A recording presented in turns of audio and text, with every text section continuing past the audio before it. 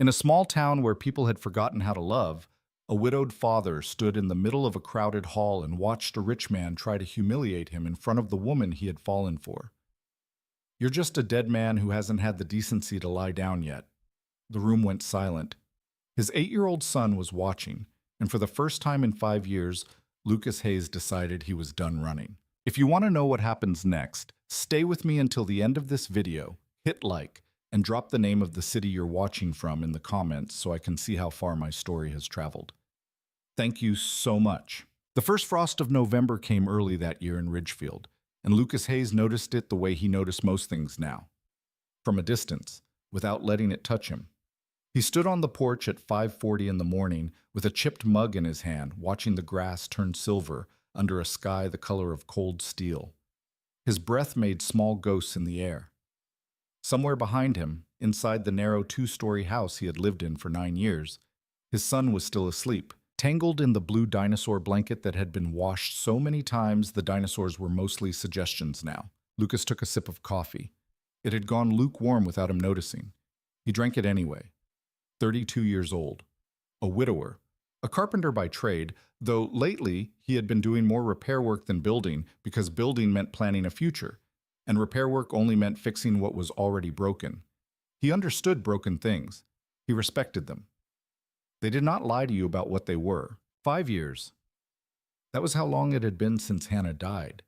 And he still measured time in the before and the after, even though he had promised himself a dozen times that he would stop. She had been 26. An aneurysm, the doctors said later, the kind of thing nobody ever sees coming, the kind of thing that does not care how careful you are, how much you love someone, how many plans you have made. One Tuesday morning, she had been standing in the kitchen laughing at something Noah had said about a cereal mascot, and by Tuesday afternoon, Lucas was signing papers in a hospital hallway with hands that would not stop shaking. Noah had been 3. 3 years old and asking where Mommy was, and Lucas had not known what to say, so he had said nothing, and then he had said the wrong things, and then finally he had said the true thing, and the true thing had broken his son's face in a way Lucas had never fully recovered from watching. He drained the rest of the coffee and went back inside. The house was small.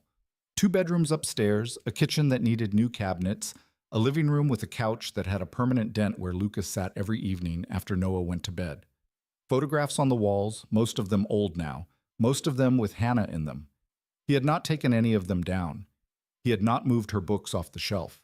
Her coat still hung by the door, which Noah's teacher had once gently suggested was something to think about. And Lucas had smiled politely and thought about it for exactly as long as it took him to drive home and hang his own coat next to it, the way he always did. He climbed the stairs. The 4th step creaked.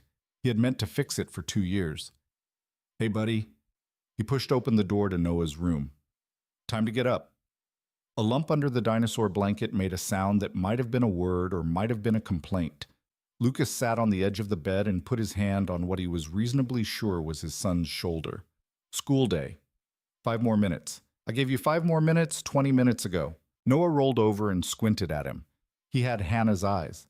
That was the thing about children. You did not get to choose which pieces of the people you loved got carried forward. You got what you got. And every morning you looked into a small face and saw someone who was not there anymore, and you smiled about it because the alternative was unthinkable. "Dad?" "Yeah." "Can we have pancakes?" "It's Tuesday."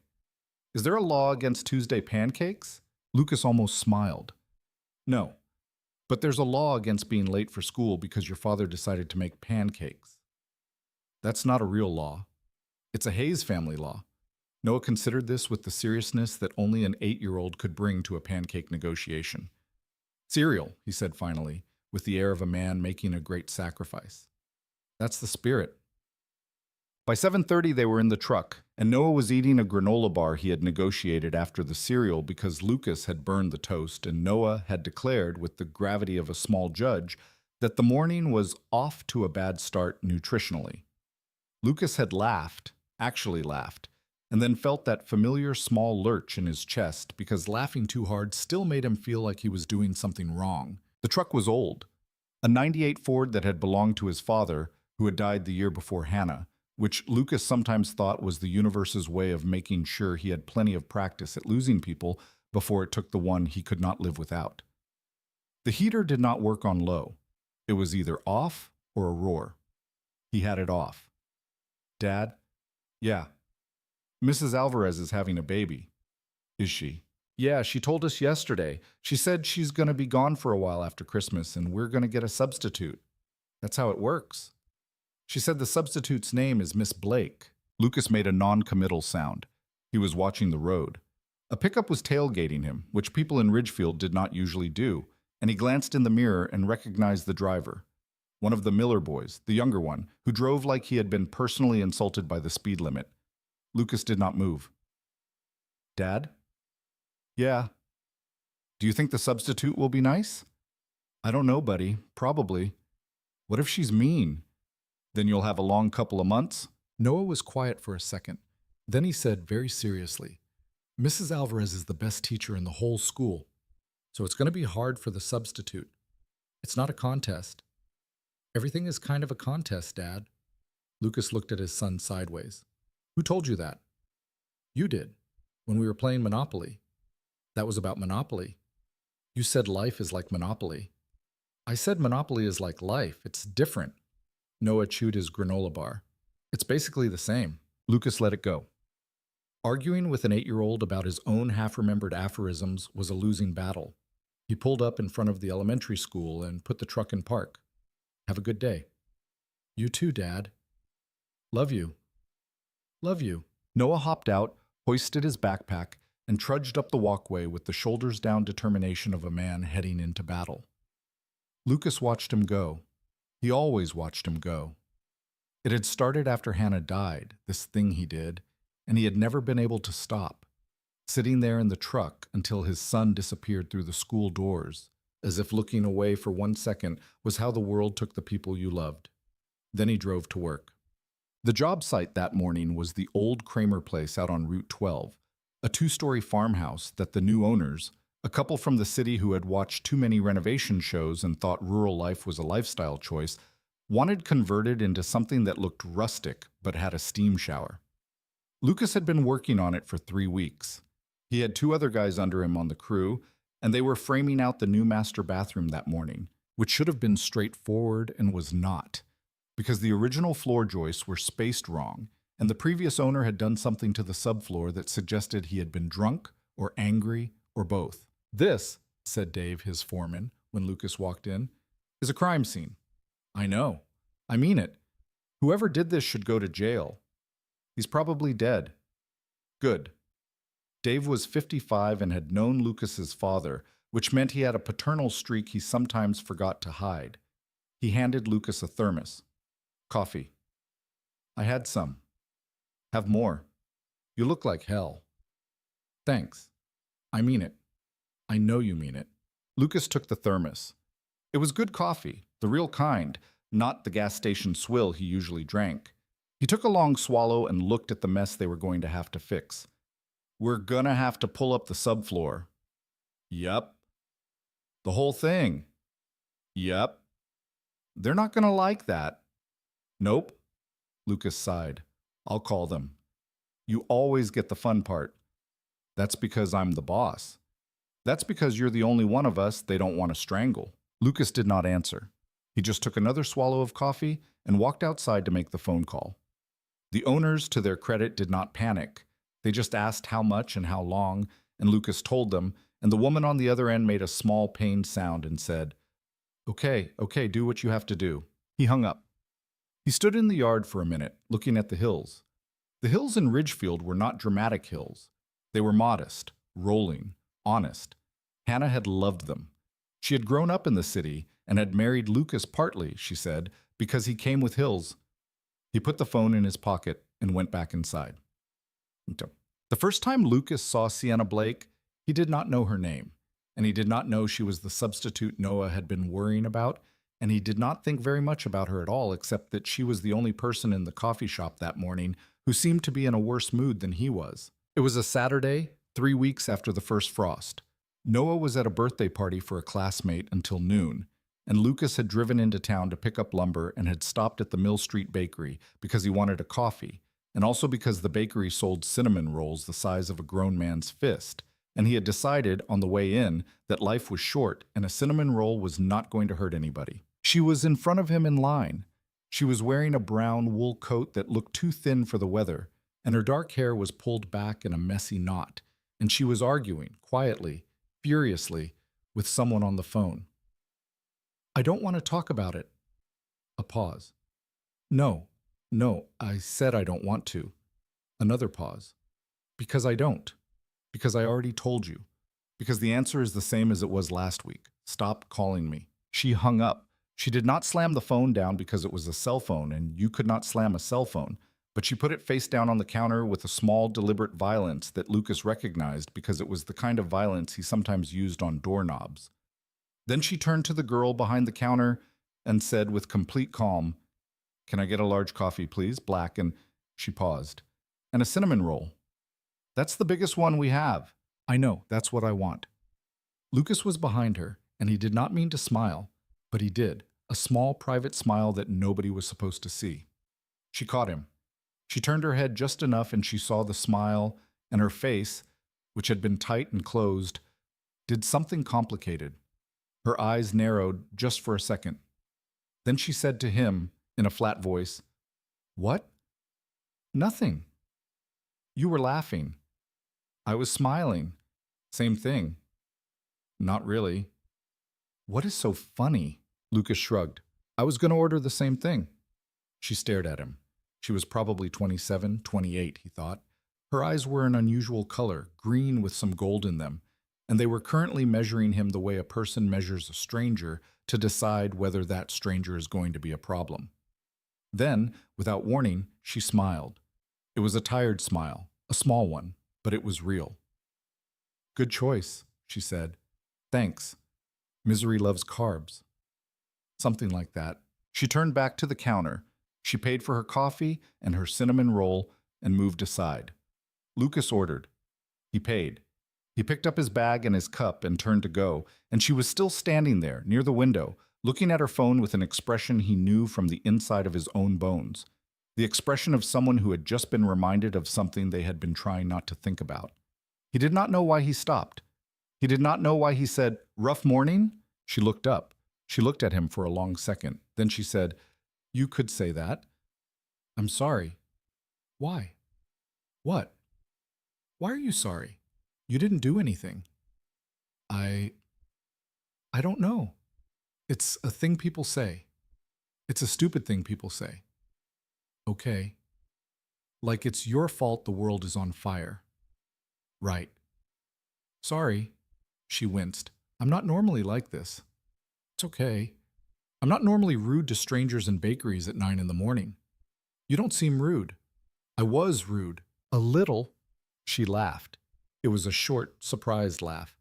"Okay, a little." Lucas shifted his bag to his other hand. He had nothing else to say. He should have said goodbye and walked out. That was the polite, correct Ridgefield thing to do. You did not stand in a bakery making small talk with strange women who were having phone arguments.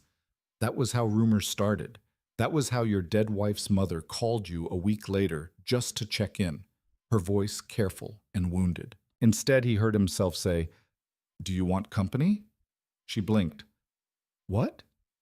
"For the cinnamon roll. I mean, if you want to be miserable, that's fine. But if you want company, there's a table." She looked at him.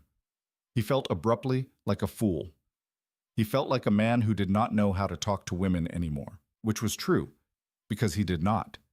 He had not tried. He had not wanted to. He was about to apologize and back away when she said, "Yeah, okay, sure." They sat at a small table by the window. Outside it had started to snow. The first snow of the year, thin and uncertain, not sticking yet. She broke her cinnamon roll in half with her hands and ate it slowly, the way a person eats something they have been looking forward to for a long time. "I'm Sienna," she said eventually. "Lucas?" "Nice to meet you, Lucas." "Nice to meet you, Sienna." "What do you do, Lucas?" "I build things and fix things. Mostly fix things lately." "Carpenter?" "Among other things." "That's a good job." "It's a job." She nodded. She ate more of her cinnamon roll. She did not ask the usual follow-up questions. She did not ask if he was from here, if he had a family, if he was married. Lucas realized, with a small flicker of relief, that she was a person who understood that strangers did not have to give you their whole life story over coffee. "What about you?" he said. "I'm a teacher." "What grade?" "Third." He went still. "Third grade?" "Yeah." She looked up. "Why? Where?" "Here. I mean, starting after Christmas. I'm subbing for someone who's having a baby. I'm just in town getting—" She stopped. "Are you okay?" "My son's in third grade." "Oh." "At Ridgefield Elementary." "Oh." "Mrs. Alvarez's class." "Oh, no." "Yeah." They looked at each other. Sienna's face had a small, mortified smile on it. "Well," she said, "this is a small town." "It is." "Your son is going to be my student." "Looks like." "And you've seen me arguing with someone on the phone and buying a cinnamon roll." "Great." She covered her face with one hand. "Great first impression. I'm not going to tell him." "Tell him what?" "That his new teacher yelled at a stranger in the bakery." "I didn't yell." "You were sharp." "I was curt." "Fine." She laughed again. It was a better laugh than the first one. Lucas felt something in his chest move, a small thing, the way a door moves when someone has opened it just a crack. He did not like it. He stood up too quickly. "I should go." "Oh, okay. I've got stuff." "Sure." "It was nice meeting you." "You too. Good luck with everything." "Thanks." She looked up at him. Her green gold eyes were careful now. She had noticed the thing in him that had just happened, the small retreat, and she was not going to ask about it. Lucas appreciated that. He appreciated it very much, and that made it worse. He walked out of the bakery into the thin snow and did not look back. He thought about her once that afternoon, and then he made himself stop. By dinner, he had mostly succeeded. Noah came home from the birthday party full of sugar and stories, and Lucas made grilled cheese and tomato soup because that was what they had on Saturday nights. And they sat at the kitchen table and Noah talked about how Brandon Keller had thrown up on the bouncy castle and how everyone had had to get off and how Brandon's mom had cried, which Noah seemed to find more interesting than the bouncy castle itself. "Why did she cry?" Lucas said. "I don't know, she just cried. Maybe she was embarrassed. Maybe. Sometimes adults cry for weird reasons." "Do you cry for weird reasons?" Lucas did not answer right away. "Sometimes." "When?" "Eat your grilled cheese." "Dad?" "Eat." Noah ate. He looked thoughtful in the way he did sometimes, and Lucas knew the look, and he knew what was coming, and he braced for it. "Dad?" "Yeah." "Do you miss Mom?" He had asked this before. Not often. Every few months. Always out of nowhere. Always at the kitchen table.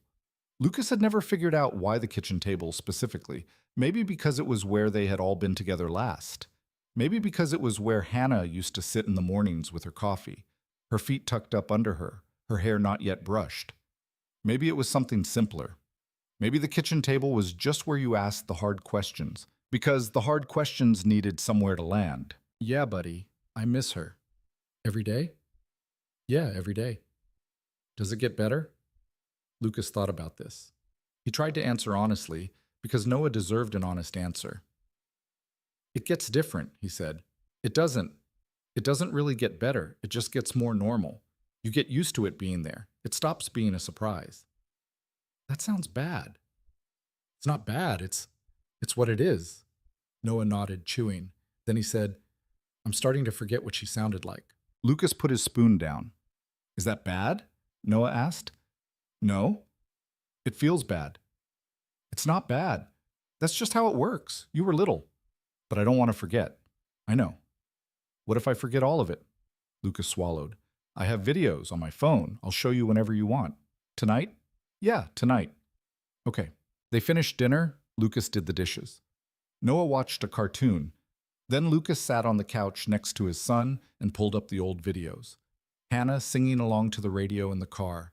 Hannah bouncing a 1-year-old Noah on her hip in the backyard. Hannah laughing at something Lucas had said off camera. Her face lighting up the way it always did, the way he still sometimes dreamed about. Noah watched, quiet. After a while he said, She was funny.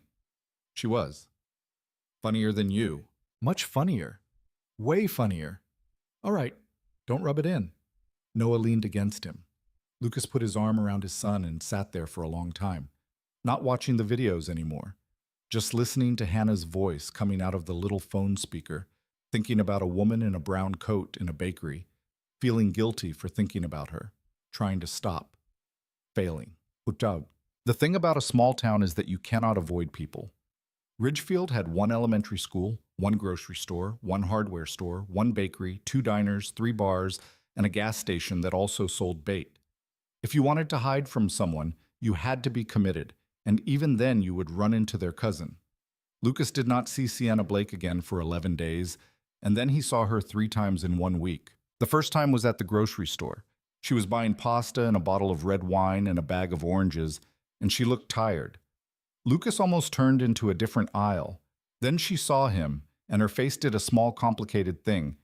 Surprise, then recognition, then a kind of cautious friendliness. And Lucas, who did not know how to turn and flee without making it obvious, nodded at her. Hi. Hi, Sham. Pasta, he said, because he could not think of anything else. Yes. Good choice. Thank you. They stood there. I live here now, she said. I mean, I moved in, over on Cedar Street. Cedar's a nice street. It's...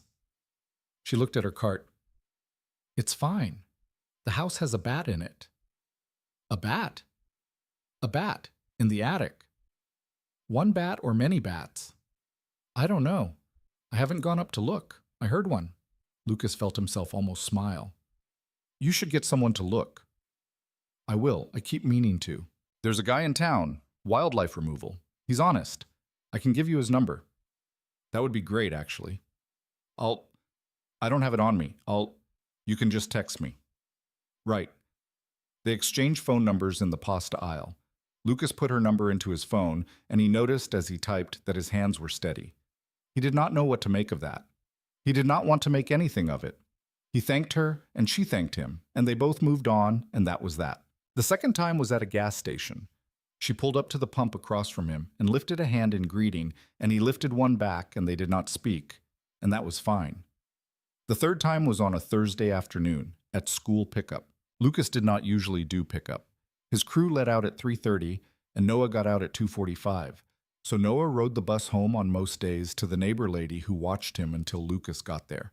But that Thursday, the job had ended early because a delivery had not come in, and Lucas had thought, why not? And driven to the school to surprise his son. He was leaning against the truck in the parking lot when Noah came out, and behind Noah, in the crowd of kids and teachers and parents, was Sienna Blake. She was not supposed to be there yet. She was not supposed to start until January.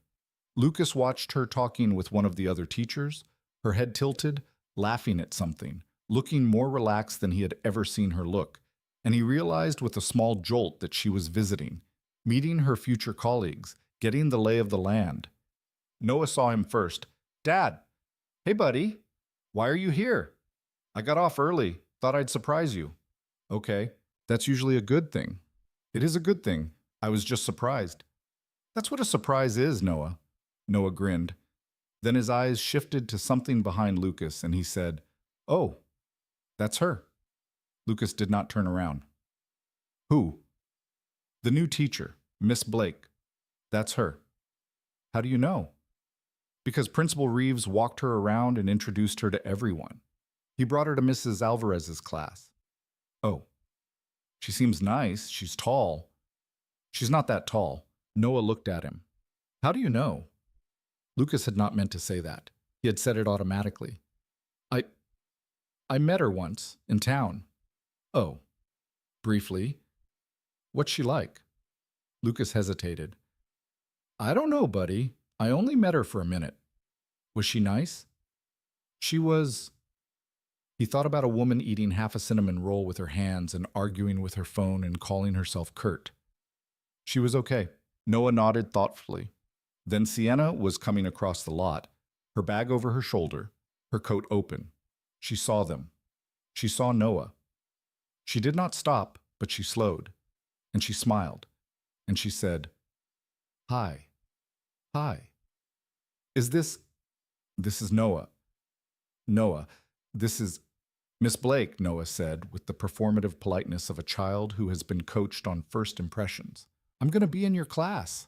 I heard about that. Sienna crouched down a little to be closer to Noah's height. It was not a showy thing. It was just something she did, and Lucas noticed it because Hannah used to do the same thing, and because it was not a thing people usually did unless they meant it. I'm looking forward to it. Me too. Yeah? Yeah. Mrs. Alvarez said you have a dog. I do. What kind? He's a mutt, mostly lab. His name is Biscuit. Biscuit is a great name. Thank you, Noah. Can you bring him to class? Probably not. There are rules. That's dumb. I know, it's very dumb. Noah grinned. Sienna grinned back. Lucas stood with his hands in his pockets and watched the two of them, and he did not know why his chest felt tight, and he did not want to know. Sienna straightened up. Well, she said, I'll see you in January, Noah. Okay. Bye, Lucas. Bye. She walked off towards her car. Noah watched her go. Then he looked up at his father with a face that was too thoughtful for an 8-year-old. What? Nothing. You're looking at me like something. I'm not. Noah. What? Get in the truck. Noah got in the truck. That night, after dinner, after Noah had gone to bed, Lucas sat at the kitchen table alone with a beer he had not opened and looked at Hannah's coat on the hook by the door. It had been hanging there for 5 years. The wool had gone a little dusty at the shoulders.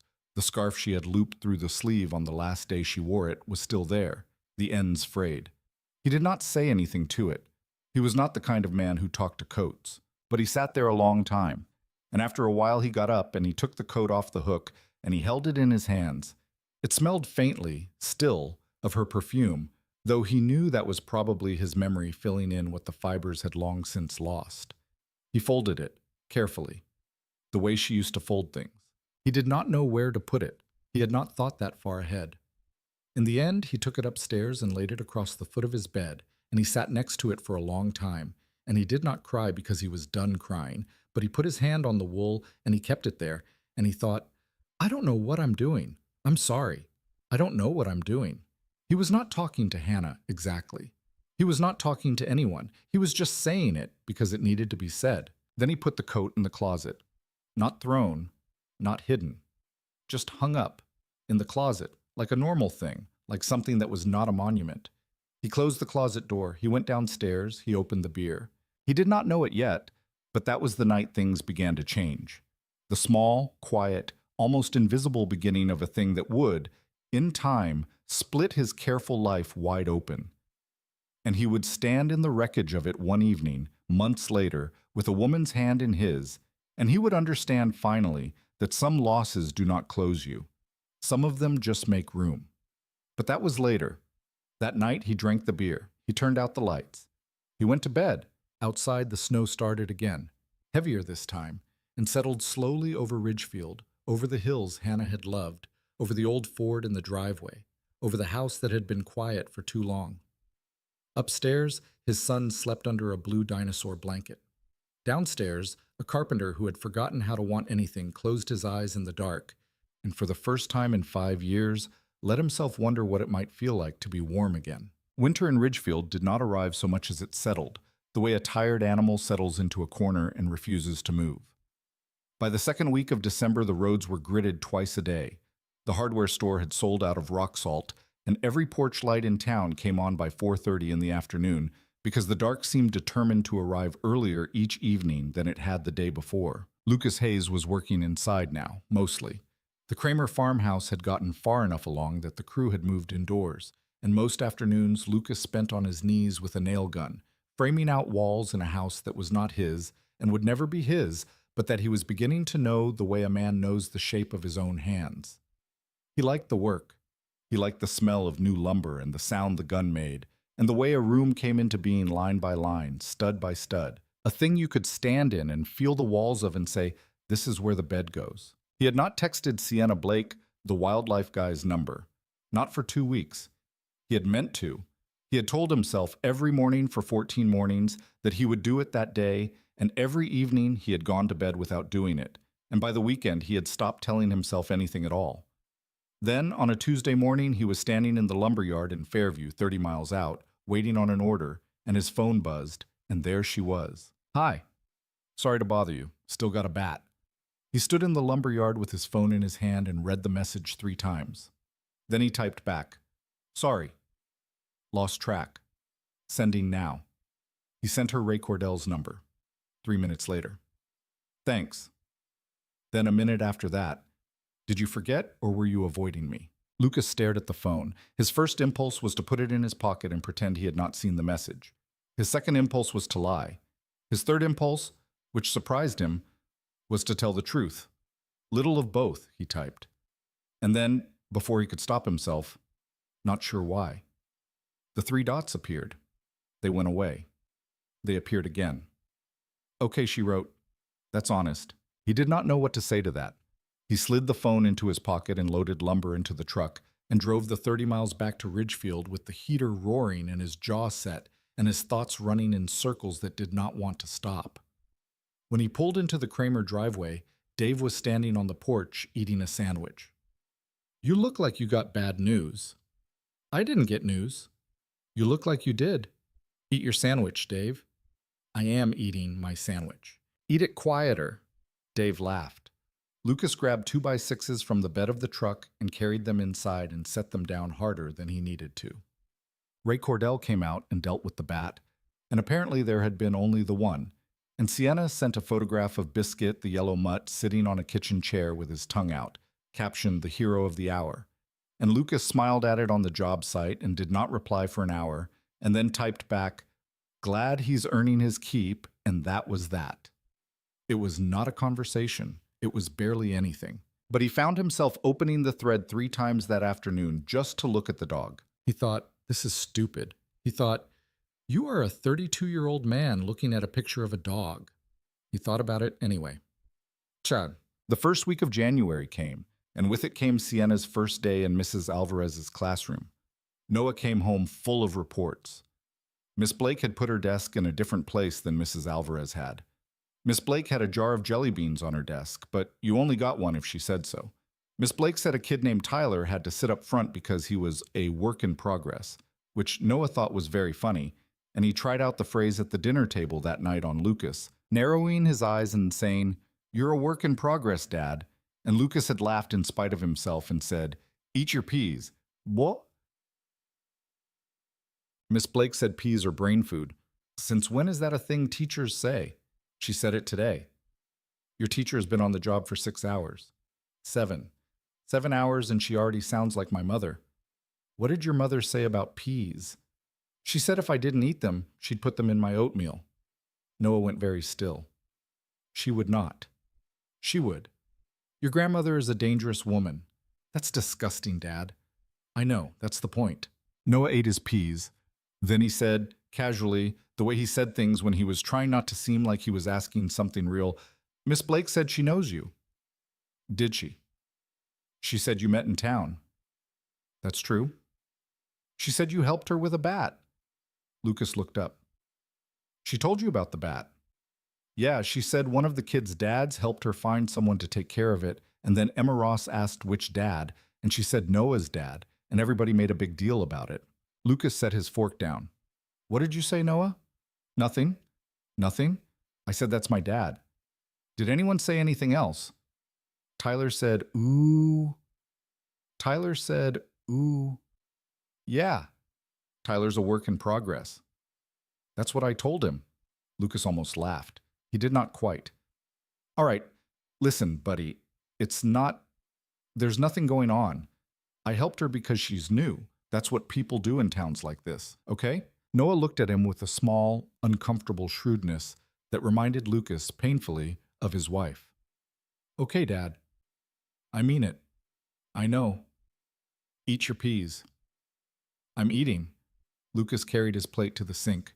He ran water over it for longer than he needed to. Behind him, Noah said very quietly, "I like her. She's nice." Lucas closed his eyes. "She is nice," he said, to the sink. Finish your dinner. Balkan. On Thursday of that first week, Sienna sent parent-teacher conference slots. Lucas signed up for the last one on Friday afternoon because the last one on Friday afternoon was the one a person signed up for when they wanted to do a thing without having to talk to anyone else about doing it. Then he sat in his truck at 3:45 with his hands on the wheel and told himself, not for the first time, that he was a grown man who should have no difficulty walking into an elementary school to talk about his son. The school smelled the way elementary schools smell everywhere: crayons and old paint and the lingering trace of 1,000 cafeteria lunches. He found Mrs. Alvarez's classroom. The door was open. Sienna was sitting at the teacher's desk, bent over a stack of papers, a red pen in her hand. Her hair was up in a clip that looked like it had been doing its job badly for most of the afternoon. He knocked on the frame. She looked up. Her face went through the same small, complicated sequence it had gone through the first time. Surprise, recognition, a careful arranging of professional warmth. Lucas. Hi. Come in. Sit down. He sat. The chair was too small. His knees stuck up. How are you? I'm okay. How are you? I'm okay. She smiled, a small one. First week. A lot. I can imagine. Your son is a very funny kid. Yeah, he is. He corrected my grammar yesterday. Oh no. He was right. I'm sorry. Don't be. I deserved it. She pulled up a folder and began to walk him through Noah's work. Math. Solid, grade level, a little slow on multiplication tables, but getting there. Reading, above grade level, enjoys fantasy. Writing, imaginative, sometimes too imaginative, tends to make the writing prompts into wild stories that have nothing to do with the assignment. Like what? The last one was supposed to be about a person they admire. He wrote about a dragon who was also a firefighter. That's not a person. That was my note, actually. What did he say? He said, and I quote, "The dragon was a very good person on the inside, Miss Blake." Lucas laughed before he could stop himself. She laughed, too. For a second, it was easy. Then her smile went a little careful, and she closed the folder and she said, "He's a good kid, Lucas. He's doing great. I don't want you to worry." I wasn't worried. Good. I worry about everything. I know. He looked at her. How do you know? She held his gaze for a beat. Because he told me his dad worries about everything. He told you that? Yeah. When? Monday. I was asking kids to tell me one thing about their families. He said his dad worries about everything. Tyler said his mom makes him eat turkey bacon. Emma said her brother is a liar. It was a very informative Monday. Lucas did not know what to say. He looked down at his boots. They were scuffed. He did not know when they had gotten scuffed. Lucas, she said quietly. Yeah. I'm not going to make this weird. I know. I mean it. You're a parent. He's my student. That's the whole thing. I know. And She hesitated. She tapped the pen on the folder. Then she set the pen down. I'm not looking for anything, okay? I came here for a reason. To not be in my old life for a while. I'm not looking. Lucas nodded. He could feel his jaw setting. That's good, he said. That's good. That works for me. Okay? Okay? They sat there. Thank you for coming in, she said. Thanks for the conference. Have a good weekend. You too. He stood. He went to the door. He was almost out when she said, Lucas. He turned. He also said you haven't taken your Christmas decorations down. What? On Monday. That was another thing he told the class. They're not Christmas decorations. They're just lights. You have lights up? On the porch. It's January. I know. She gave him a small crooked smile. Take the lights down, Lucas. Yeah? I'm telling you as a friend. Are we friends? I don't know. Maybe. Yeah, he said, and he felt his own mouth doing something it had not done in a long time. A small, uncomplicated smile. Maybe? He walked out of the classroom and down the hall and out to his truck, and he sat there for a minute with his hands on the wheel, and he realized that his chest felt lighter than it had in weeks. That was the worrying part. That was the part he did not know what to do with. He drove home. He took the lights down that night in the dark, his fingers stiff with cold, pulling strands off the porch railing with hands that kept slipping and cursing under his breath, and eventually laughing a little at himself, at the absurdity of a grown man on a step stool in 20-degree weather, listening to a woman he barely knew about something he should have done a month ago. He did not text her about it, but he did think about it, and that was something. The end of January brought the kind of week that wrecks small towns. A blizzard blew in on a Wednesday and did not let up for 36 hours. Schools closed. Roads closed. The power went out in the south end of town and did not come back on until Friday evening. Lucas spent most of the storm at home with Noah, playing endless games of Uno and reading aloud from a chapter book about a kid who lived on a houseboat, and by Friday afternoon they were both running out of patience with each other and with the house. When the plows finally came through Cedar Street, Lucas's phone buzzed. "Are you alive?" It was Sienna. "Barely," he typed. "You?" "My heat went out for 6 hours. I'm wearing 3 sweaters. You okay now?" "Yes." PPL came by, cleared the meter. "I have heat. I also have cabin fever. Also, my neighbor brought me a casserole, and I don't know what's in it, and I'm scared." Lucas laughed out loud. Noah on the couch looked up. "Who's funny?" "Nobody. Just nobody." "Dad, eat your snack." Noah ate his snack. Lucas typed back, "Which neighbor?" "Mrs. Petrovich." "It's tuna." "What?" "Every casserole Mrs. Petrovich makes is tuna. It's been that way for 30 years. "Oh, thank God." "You thought what exactly?" "I thought it might be a murder casserole. She has the eyes of a woman who has seen things. She has 11 grandchildren. That's what I mean." He laughed again. This time Noah stood up and came over to the kitchen and peered at the phone. "Who is that?" "A friend." "What friend?" Lucas hesitated. He was a bad liar. He had always been a bad liar, which was one of the things Hannah had loved about him, which was one of the things she had teased him about, which was one of the things that made lying to his son, even a small lie, feel impossible. "Miss Blake." Noah's eyes went round. "Miss Blake texts you?" "We're friends." "Since when?" "Since a while ago. Like since the bat." "Yes." "Dad." "What?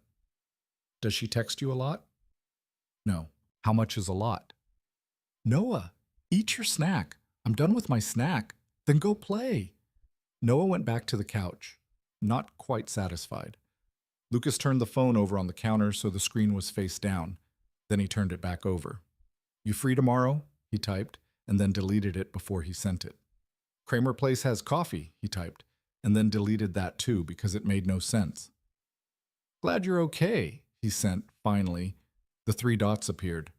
Went away, came back. "You too." He put the phone away. 2 weeks later, his sister called. Lucas had not spoken to his sister Caroline in a month and a half, which was not unusual. Caroline was 3 years older than he was, lived in Richmond, worked in accounting, and had the kind of unshakable opinions about Lucas's life that she had been cultivating since she was 10. She loved him. She would have run into traffic for him. She also had 0 patience for what she called his widower routine, and every conversation with her eventually circled back to a single theme. "You need to get out more." "I get out plenty." "You get out to the job site and to the grocery store. That is not a life." "It's my life." "That's what I'm saying, Lucas." He was driving. He had her on speaker. Snow was piled along the roadside in gray mountains. "Caro." "What?" "I'm okay." "Are you?" "I'm okay." There was a pause. Then Caroline said, in a softer voice, "Mom told me she saw you at the grocery store." "When?"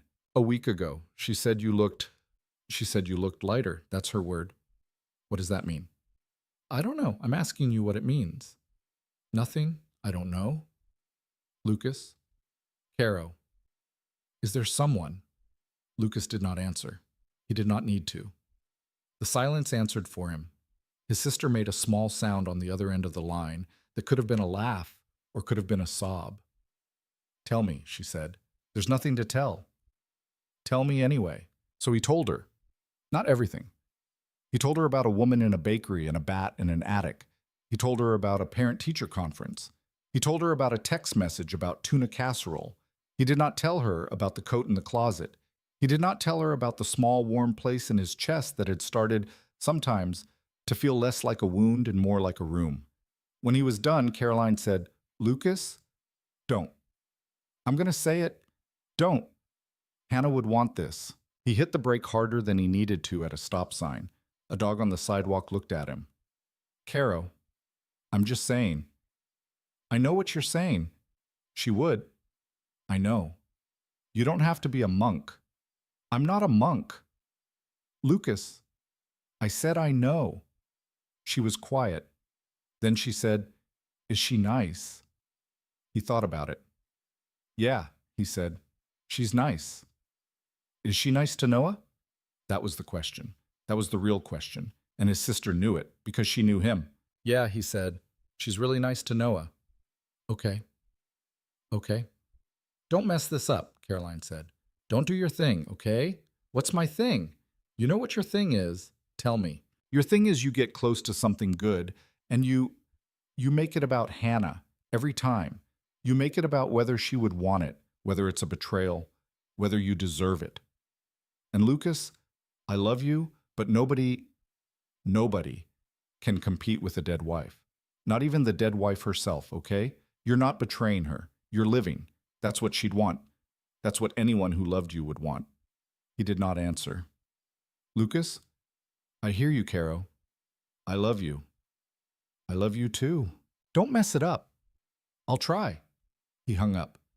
He sat at the stop sign for another 30 seconds, long enough that the dog on the sidewalk lost interest in him and wandered off. Then he drove home. But the Saturday after that, Sienna invited him and Noah over for soup. It was a small thing. It was nothing. Tell Noah I promised him he could meet Biscuit, her message said, and I can't keep a kid waiting on a dog. Come over around 5. I made way too much soup. Lucas stared at the message for a long time. Then he went upstairs, where Noah was building something out of Legos, and he said casually, Miss Blake invited us over for dinner. Want to go? Noah looked at him. Yes, he said, with so much intensity that Lucas almost laughed. You sure? Dad, it's Miss Blake and Biscuit. Okay. Wait, is this a thing? What kind of thing? A thing. Like a... No, it's not a thing. It's soup. Noah narrowed his eyes. Lucas did not know when his 8-year-old son had learned to narrow his eyes like that, but he had, and it was devastating. Soup, Noah said. Soup. Okay, Dad. Get ready. We leave at 4:45. It's 10 in the morning. Get ready anyway. Noah got ready. Lucas, for his part, spent a lot of the afternoon pretending not to think about what to wear, and then pretending not to have changed his shirt twice. And then finally wearing the first shirt he had put on and feeling foolish and putting a jacket over it and leaving the house with his son at 4:43, 2 minutes early, which was how he arrived at every social engagement of his entire life. Sienna's house on Cedar Street was small. White clapboard, green shutters, a porch with a rocking chair on it that was sensibly put away for winter. The lights were on inside, and from the driveway Lucas could see her moving around in the kitchen, and he had a small, sharp moment of wanting to turn the truck around and go home. He did not. He parked. He and Noah walked up the path. Noah knocked. The door opened, and a yellow dog of no discernible breeding launched itself out and tried to lick Noah's entire face. Biscuit! Sienna was in the doorway, laughing, grabbing the dog's collar. Sorry, he doesn't know how to meet people. He's the best, Noah said, reverently, his hands already in Biscuit's fur. You must be his favorite person. He does not do this for me. He does it for me. I see that. Lucas stood on the porch and did not move. Sienna looked up at him. Hi. Hi. Come in. You're letting the heat out. He came in. The house smelled of soup and bread and something else, something faintly like cinnamon. and Lucas had a strange, disorienting moment of standing in a kitchen that was not his and feeling somehow less braced than he had in 5 years. It was not his house. And that, he realized, was why. Sienna handed him a beer. It's cold in the fridge. I didn't know what you drink. Beer's fine. Noah? Juice okay? Yes, please, Noah said from the floor, where he was now being entirely eaten by Biscuit. Dinner's about 10 minutes. Can I help? Sure, salad. He washed his hands. He cut vegetables. Noah played with the dog. Sienna stirred soup. The radio was on, low, something old and acoustic Lucas half recognized. It felt, and this was the part that scared him, like a thing people did, like a thing a normal family did on a Saturday evening in January in a small town. He did not say anything for a long time. Then Sienna, without looking up from the stove, said, It's okay, you know. What is? Being here. He did not answer. I'm not doing anything. I'm not trying to do anything. It's just soup. I know. Okay. Sienna. Yeah. Thanks for the soup. She looked at him then. Her face did that thing again, the small, unguarded thing that happened once in a while when she stopped bracing. He had noticed it a few times now. She braced a lot. He wondered who had taught her to brace. You're welcome. Dinner was soup and fresh bread and the salad Lucas made and too many cookies Sienna had bought at the bakery and piled on a plate. Because, she said, she had never learned to bake and refused to start at 28. Noah ate like he had been starved for a week. Biscuit lay under the table with his chin on Lucas's boot, and Lucas did not know what to do about this, so he just left his boot where it was. Biscuit likes you, Noah observed. Biscuit likes everyone, Sienna said. Biscuit does not like everyone. Biscuit hates my mailman. Your mailman yelled at him. My mailman is not a yelling person. He yelled at Biscuit. Biscuit was chewing his shoe. Biscuit is a complicated man, Noah laughed. He laughed the big, full belly laugh Lucas had not heard in a long time. Not like this. Not over a joke about a dog's relationship with the postal service. And Lucas sat there with his spoon halfway to his mouth, and he watched his son laugh, and he felt something in his chest go, not break, exactly, give. The way old wood gives, finally, when you have been pushing on it for years. Sienna caught his expression. Her own face softened. She did not say anything.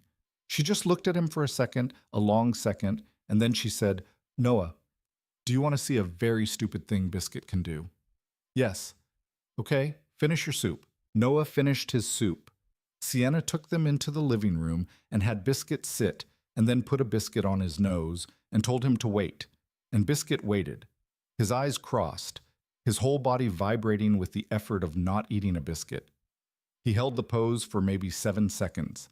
Then he gave up and flipped the biscuit into the air and caught it and ate it. And Noah fell over on the carpet laughing, and Lucas, standing in the doorway with his beer, laughed too, quietly, a laugh that he had not meant to let out. Sienna looked at him over her shoulder. He's not a disciplined dog, she said. I can see that. He was a rescue. That tracks. Don't insult him. He's sensitive. Sorry, Biscuit. Biscuit wagged his tail and ate another biscuit off the floor where he had dropped some crumbs. After dinner, Noah fell asleep on the couch. It was not even 8 o'clock. He had had too much soup and too many cookies and too much dog, and the heat and the low music had finished him. He fell asleep with his head in Biscuit's fur, and Biscuit, who had apparently decided that this was now his permanent situation, did not move a muscle. Lucas and Sienna sat in the kitchen at the small table with 2 mugs of coffee between them. For a while, neither of them said anything. Then Sienna said, Can I ask you something? Okay. Your wife. He did not answer. He just looked at his coffee. You don't have to. Go ahead. How long? 5 years this August? How? He told her. He told her the short version because the short version was all most people could take. The kitchen, the laughing, the ambulance, the hospital hallway, Noah at 3 years old in the living room with his grandmother, asking where Mommy was. He did not cry telling it. He had told it enough times now that he did not cry. He just said it, the way you say an address or a phone number, a thing that is true and cannot be argued with. Sienna listened. She did not interrupt. When he was done, she did not say, "I'm sorry." She did not say, "That must have been so hard." She did not say, "I can't imagine." She said, "What was her name?" "Hannah." "Hannah. Yeah. That's a pretty name." "It is." "Tell me one thing about her. Not the sad thing. A regular thing." He looked at her. He felt something in his chest ache in a way that was not quite pain. "She was a bad driver." "Yeah?" "The worst. She hit our mailbox twice. Once sober, once not sober. She used to say driving was against her principles." "What were her principles?" "I don't know. She wouldn't tell me. She said if she told me, she'd have to kill me." Sienna laughed. It was a soft laugh. It was the right laugh. It was the laugh of someone who had understood exactly what he was giving her. "I'm sorry, Lucas." "It's okay." "It's not okay. It's just something that happened, and it's not okay. But I'm glad you told me." He nodded. Then he said, because he could feel the shape of the question she was not asking, "What about you?" "What about me?" "You said you came here for a reason, to not be in your old life." She wrapped her hands around her coffee mug. "Yeah." "What was the reason?" She did not answer for a long time. Then she said, "A man." "Okay. Not a husband, a boyfriend. For a long time. His name is—" She stopped. "His name doesn't matter. He had a lot of money. His family has a lot of money. And he was charming. And he was good at a certain kind of thing, the kind of thing where he made you feel like you were the only person in the world. And then he made you feel like you were nothing. And then he made you feel like the only person in the world again." And I kept thinking I was going crazy because he was so, on paper, on paper, he was perfect. She made a small, ugly laugh. I hate that phrase. But yeah, on paper. What happened? I left him. Good. He didn't take it well. Lucas looked at her. Something in her face had gone tight. "Sienna, he's not dangerous. Don't worry about it. He's someone who can't stand to lose. And I'm the thing he lost. So he keeps calling. He keeps trying." "That's why you came here." "Partly. Does he know where you are?" "I don't think so. My sister is the only person who knows. And he doesn't know my sister. Not really." "Okay. Don't worry about it." "I'm not." "You look worried." "I always look worried. Ask my son." She smiled a little. "Okay." They sat there. The coffee cooled between them. In the living room, Biscuit snored. Noah, somewhere in the pile of dog, sighed in his sleep. "Lucas." "Yeah. This isn't anything." "I know. I just wanted to have somebody over." "I know. Just so you know." "I know, Sienna." She nodded. She seemed, for the first time that night, a little unsure. She looked very young suddenly.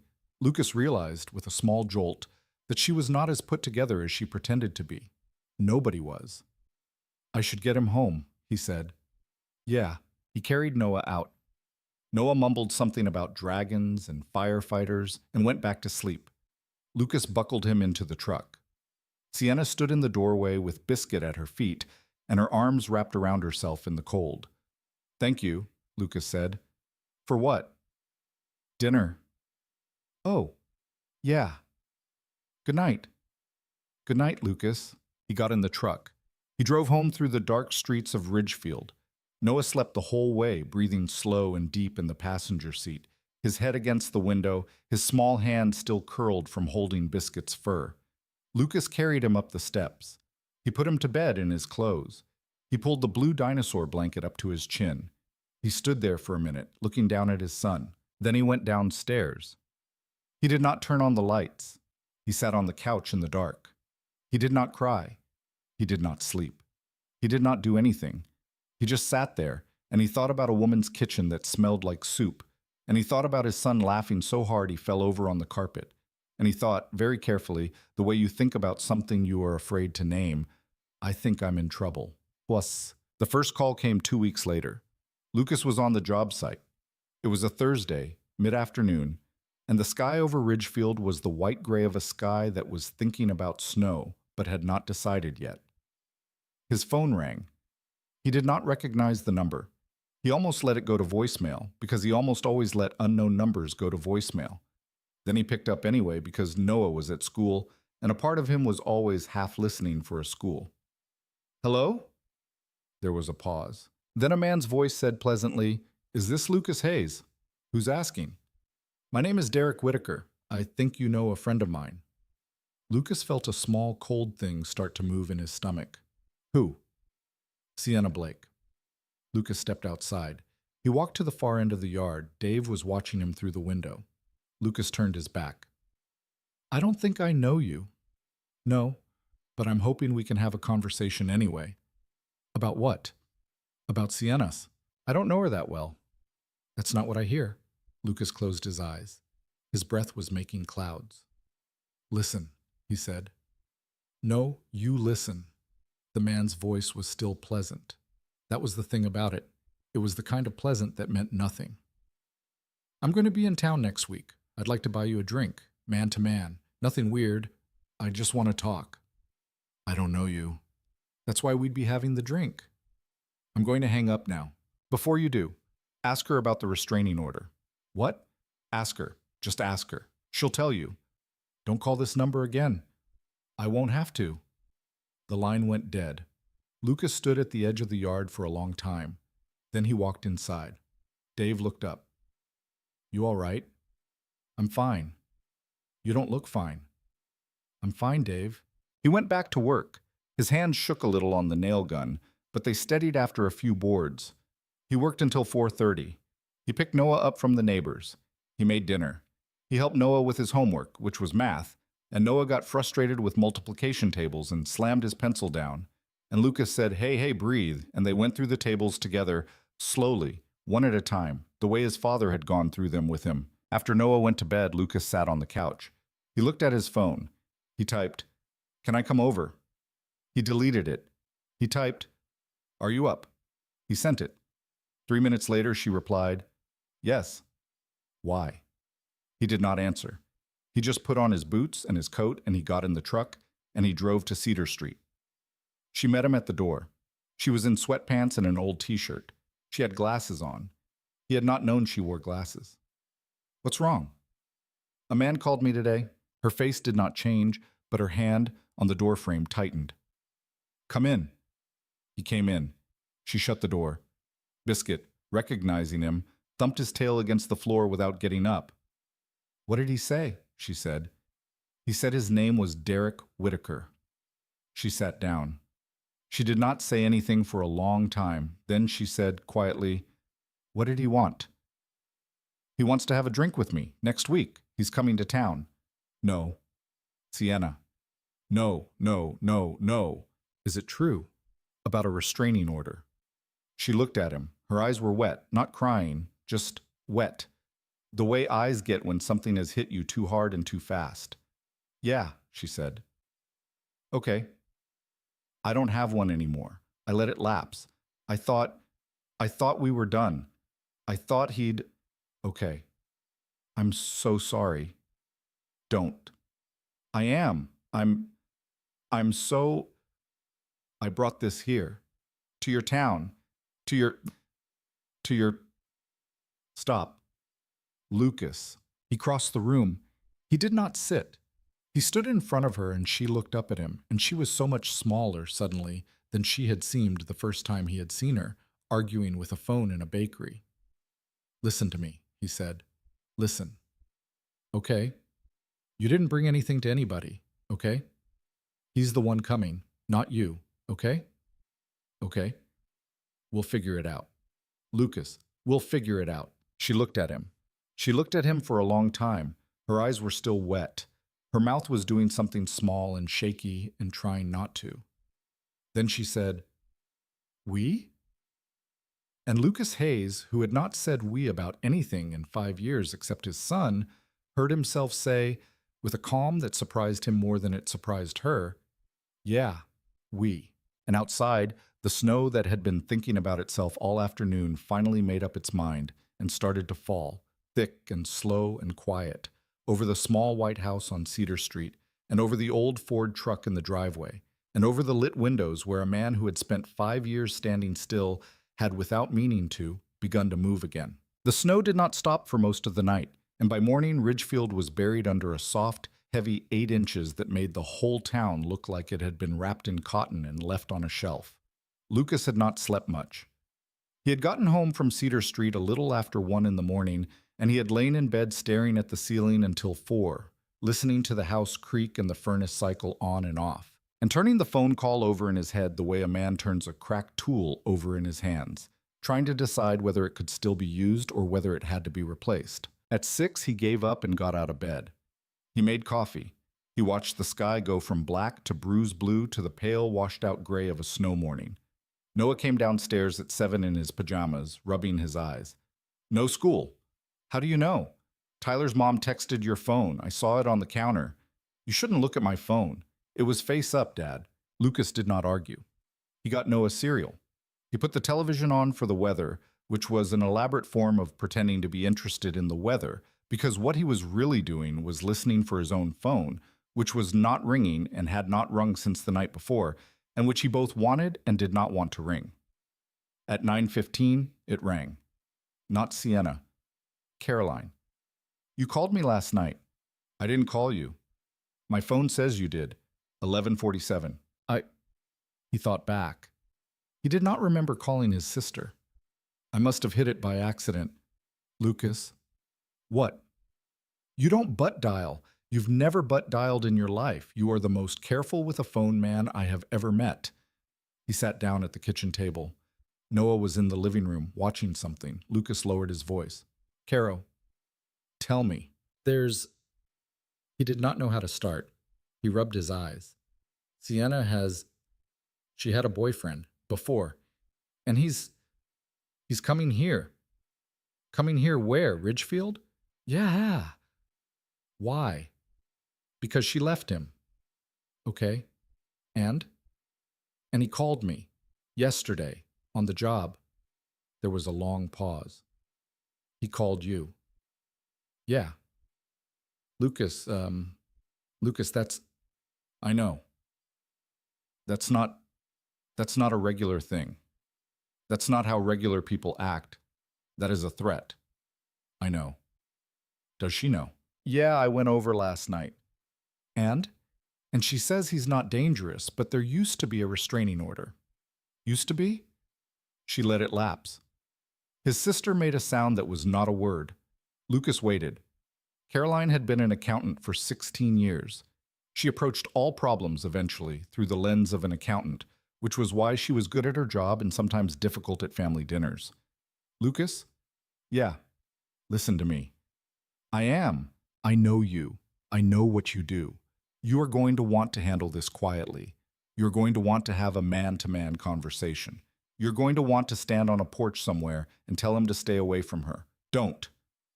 "Caro." "I mean it. Don't. Call the sheriff. Get it on the record. Get everything on the record. Text her this morning and tell her to start a log. Every call, every message, every appearance, dates, times, what was said." "Lucas, I mean it." "Okay. Say it back to me. Log everything. Call the sheriff." "Don't handle it yourself." "I won't." "You will, but try not to." He almost laughed. "Okay." "And Lucas." "Yeah. This is not a small thing. You know that, right? You brought this into your house." "She didn't ask for this." "I know she didn't. That's not what I mean. I mean, this is now a thing in your life, a thing in Noah's life. You have to be clear-eyed, okay?" "I am." "Are you?" He thought about it. He thought about the woman in the kitchen on Cedar Street with her hand tightening on the doorframe, and he thought about his son asleep with his head in a dog's fur. "I'm clear-eyed, Caro." "Okay. Thanks for calling. I love you." "I love you too." He hung up. He sat at the table for another minute. Then he got up, walked to the front window, and looked out at the snow. A plow was making its way up the street, pushing the world out of its way. He picked up the phone. He scrolled to the one number he did not particularly want to call. Sheriff's office. Hey, Marlene, it's Lucas Hayes. Lucas, everything okay? Is Sheriff Barnes in? He's in. I need to come by and talk to him. Can I come by in an hour? There was a small pause. Marlene had known him for years. She had known his father. She was a woman who heard a lot of things on the other end of a phone line and had learned, long ago, to hear the shape of a thing before its words. I'll tell him to expect you, she said. Sheriff Tom Barnes was 61 years old and had been sheriff of Ridgefield County for 19 of them. He had a soft, round face that fooled people into thinking he was a soft, round man, which he was not. He had been the one who had driven Lucas home from the hospital the night Hannah died, because Lucas had been in no shape to drive, and he had sat on the porch with Lucas that night without saying anything and had stayed there until Caroline arrived.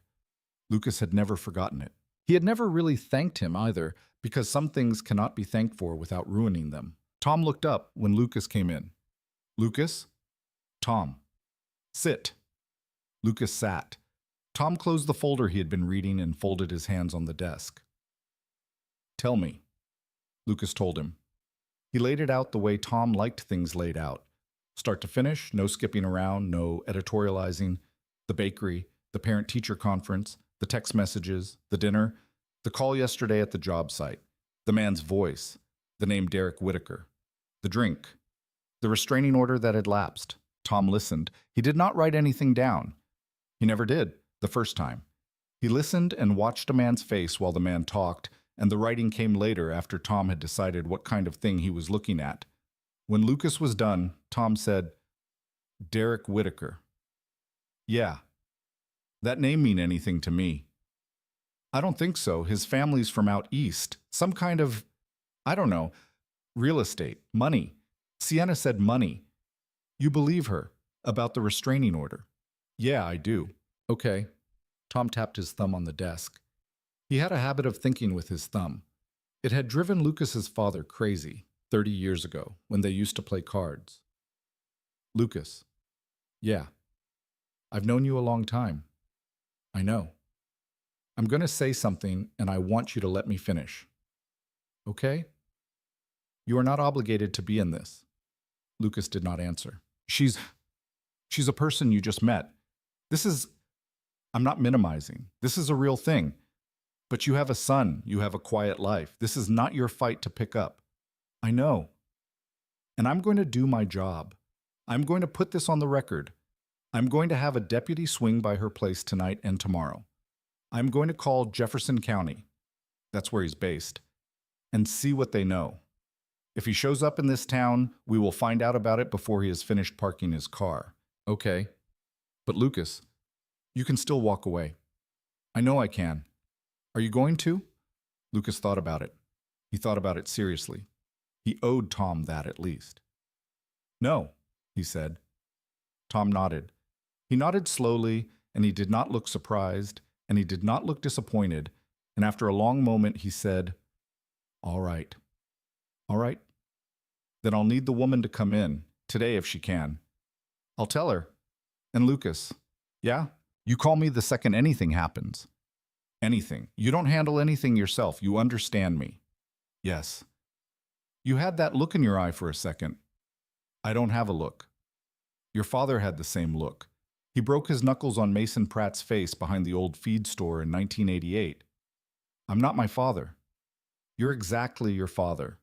Lucas almost smiled. All right. Go home.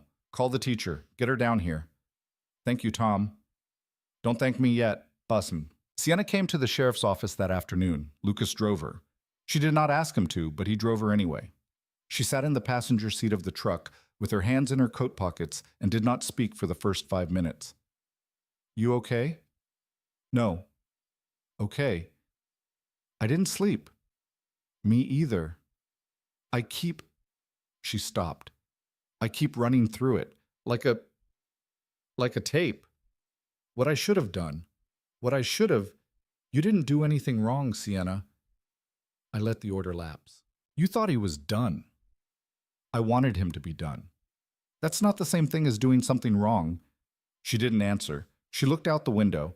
The plowed snow on the side of the road was stained gray with salt and gravel. After a minute, she said, Lucas? Yeah. Why are you doing this? He glanced at her. Doing what? This. The driving me, the sheriff, last night. Why? He did not answer right away. He passed the Methodist church and the Texaco station and the empty lot where the farmer's market set up in summer. He turned onto Main Street. I don't know, he said, because I'd want someone to. That's not a real answer. It's the one I've got. Lucas. What? I don't want you to be. I don't want this to be because you feel bad for me. He pulled into a parking space in front of the sheriff's office. He put the truck in park. He turned and he looked at her, really looked at her, for what felt like the first time that day. Sienna. Yeah. I don't feel bad for you. Then what? He hesitated. He thought about lying. He thought about being careful. Then he was tired of being careful. I like you. She blinked. That's a terrible time to say that, she said. I know. That's literally the worst time you could have said that. I know. She laughed. It was a short, broken laugh, but it was a laugh. Then her face folded in on itself for a second, and she put her hand over her mouth, and Lucas did not move, and after a long moment she dropped her hand and said, Okay. Okay. Okay. Let's go. They went in. Tom was kind to her. Lucas had known Tom his whole life, and he had never loved him more than he did in that 30-minute interview when Tom asked questions slowly, and did not push, and did not interrupt, and did not at any point make Sienna feel like any of it was her fault. He wrote things down. He made copies. He told her what he was going to do and what he needed her to do, and at the end he said, Miss Blake, you did the right thing coming in. We're going to take care of this. She nodded. Her eyes were very shiny, but she did not cry. When they were back in the truck, she leaned her head against the window for a long time. Take me home, please. Okay. He took her home. He walked her to the door. Biscuit met them with his whole body wagging, and Sienna buried her hand in the dog's fur and did not move for a minute. Do you want me to stay a while? No? Okay. Not because I don't want you here, because I need to sit with this by myself. Okay. Lucas. Yeah. Thank you for today. It's okay. And for what you said in the truck. Okay. I don't have an answer yet for that, but I heard you. That's enough. Is it? Yeah, it's enough. She looked at him for a long second. Then she stepped back inside and closed the door, and Lucas walked back to the truck in the cold, and he drove home. And when he got home, he picked Noah up off the floor where he had fallen asleep in front of the television and carried him upstairs. And he thought about nothing in particular for the rest of the evening, because sometimes that was the only way to get through an evening. The call had happened on a Thursday. On Monday, the town called its annual Winter Charity Gala. Ridgefield had done the gala every February for the last 19 years. It raised money for the volunteer fire department and the food pantry and, since the year after Hannah died, a scholarship fund that Lucas had once been too proud to let them name after her. They did it in the community hall on Maple Street, a big barn of a place with a stage and a wooden floor and a kitchen in the back. And for one night of the year, people in Ridgefield who otherwise wore flannel and boots put on their good clothes and pretended to be fancy and got drunk on cheap wine and paid too much for casseroles in a silent auction and raised usually somewhere between $18,000 and $22,000. Lucas had not been to the gala since the year Hannah died. He had an excuse every year. Noah was sick. He had a job. He was tired. People stopped asking after the third year. They stopped saving him a ticket after the fifth. He bought a ticket the Monday the gala happened. He was not sure, even as he was paying for it, why he was doing it. He just handed Marlene's cousin Eileen $40 at the diner counter and took the ticket and put it in his wallet. And when he got home, he stood in his bedroom for a long time looking at the one jacket he owned that was not a work jacket. And he thought, this is stupid. And he thought, you are doing this for a reason. And he could not decide which of those thoughts was more true. He called Caroline. I bought a ticket to the town gala. What? The gala. The thing you've been avoiding for 5 years. Yeah. There was a long pause. Is she going? She's on the committee. Oh, Lucas, don't say it like that. Lucas. I'm going, Caro. Good, his sister said, and there was a small crack in her voice that Lucas pretended not to hear. Wear the charcoal shirt. I don't have a charcoal shirt. I know. I sent you one for your birthday in 2022. It's in your closet, unopened, I bet. Huh. Wear it, Lucas. He hung up. He opened the closet. He found the shirt, still in its plastic, behind 3 identical Carhartt jackets. He hung it up to get the fold lines out. The gala fell on a Saturday. Lucas dropped Noah at his mother's house at 5 because his mother lived 2 towns over and had been, of late, making noises about wanting to see her grandson more, and because Lucas did not want to leave Noah with a babysitter for the night. His mother answered the door in a quilted vest, took one look at him in the charcoal shirt under his coat, and said, Well, don't. I didn't say anything. I saw your face, Mom. I didn't say anything, Lucas Joseph. Can I put him to bed here? Of course. I'll pick him up in the morning. Is everything okay? Yeah. Lucas? Yeah. I'm glad you're going out. I'm going to a town thing, Mom. I'm not going out. Sure you are. She kissed his cheek. She had not kissed his cheek in a very long time. He did not know what to do with his face, so he didn't do anything with it, and he got back in the truck, and he drove into town with his jaw tight and the charcoal shirt scratching a little at his neck. The community hall was full by the time he got there. It always was. Half the town, practically, stuffed into a room with string lights hanging from the rafters and folding tables pushed along the walls, and an 8-piece band playing old country songs too loud on the stage at the far end. Lucas stood in the doorway and felt, for a second, like he had made a terrible mistake. Then he saw Sienna. She was across the room, near the bar, laughing at something Dave's wife had said. She was wearing a dark green dress, simple, with her hair up, and she had a glass of red wine in her hand, and she did not know he was there yet. Lucas watched her for a second. He watched the way her head tipped back when she laughed. He watched the way she set her hand on Linda's arm in the gesture of a person who is not from a place but has decided, anyway, to be kind to the people in it. He was not going to do what he did next. He had planned not to do what he did next. But then Sienna turned her head, and she saw him, and her face changed. Not dramatically, just a small opening, like a window, and Lucas crossed the room. Hi. Hi. You came. I came. You look... She looked him up and down in a way that was not at all subtle. You look very nice, Lucas. Caroline made me wear this. Caroline is my favorite person I've never met. She'd like you. Everyone likes me. Is that true? No? Linda was grinning at both of them. Y'all are a lot, she said, and patted Sienna on the arm and made herself scarce. They stood there. Can I get you a drink? Sienna said. I'll get one. You good? I'm good. He went to the bar. He got a beer. He came back. They moved along the wall out of the main swell of the crowd and found a spot near the big windows that looked out on the snow-covered parking lot. The band was playing something with a fiddle in it. Some of the older couples were dancing.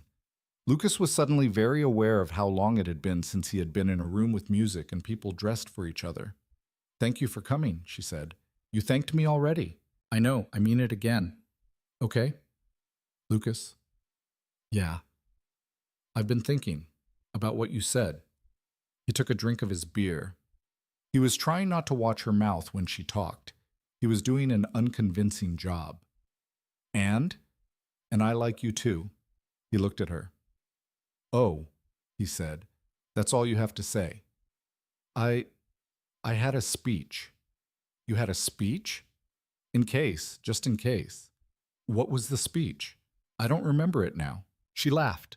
Her laugh was getting to him. It had been getting to him for a while, and that was when she went still. Not a big change, a small one.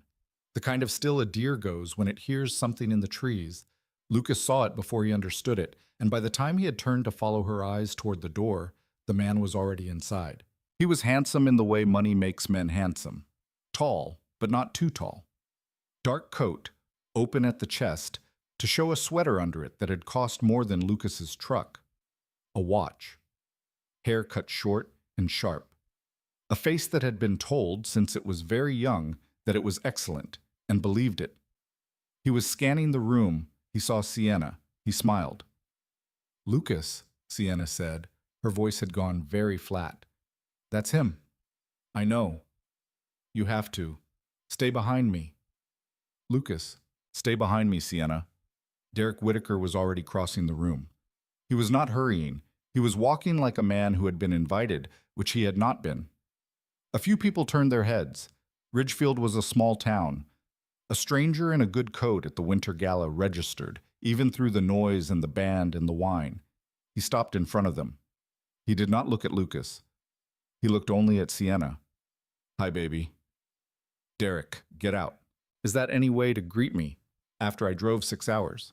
You have to leave, right now. I just want to talk. No. 5 minutes. No. He reached for her elbow. Lucas stepped forward. The gesture was small. He did not shove, he did not speak loudly. He just put his body between them, with his shoulders set, and he said, Don't. Derek looked at him for the first time. His face did something strange.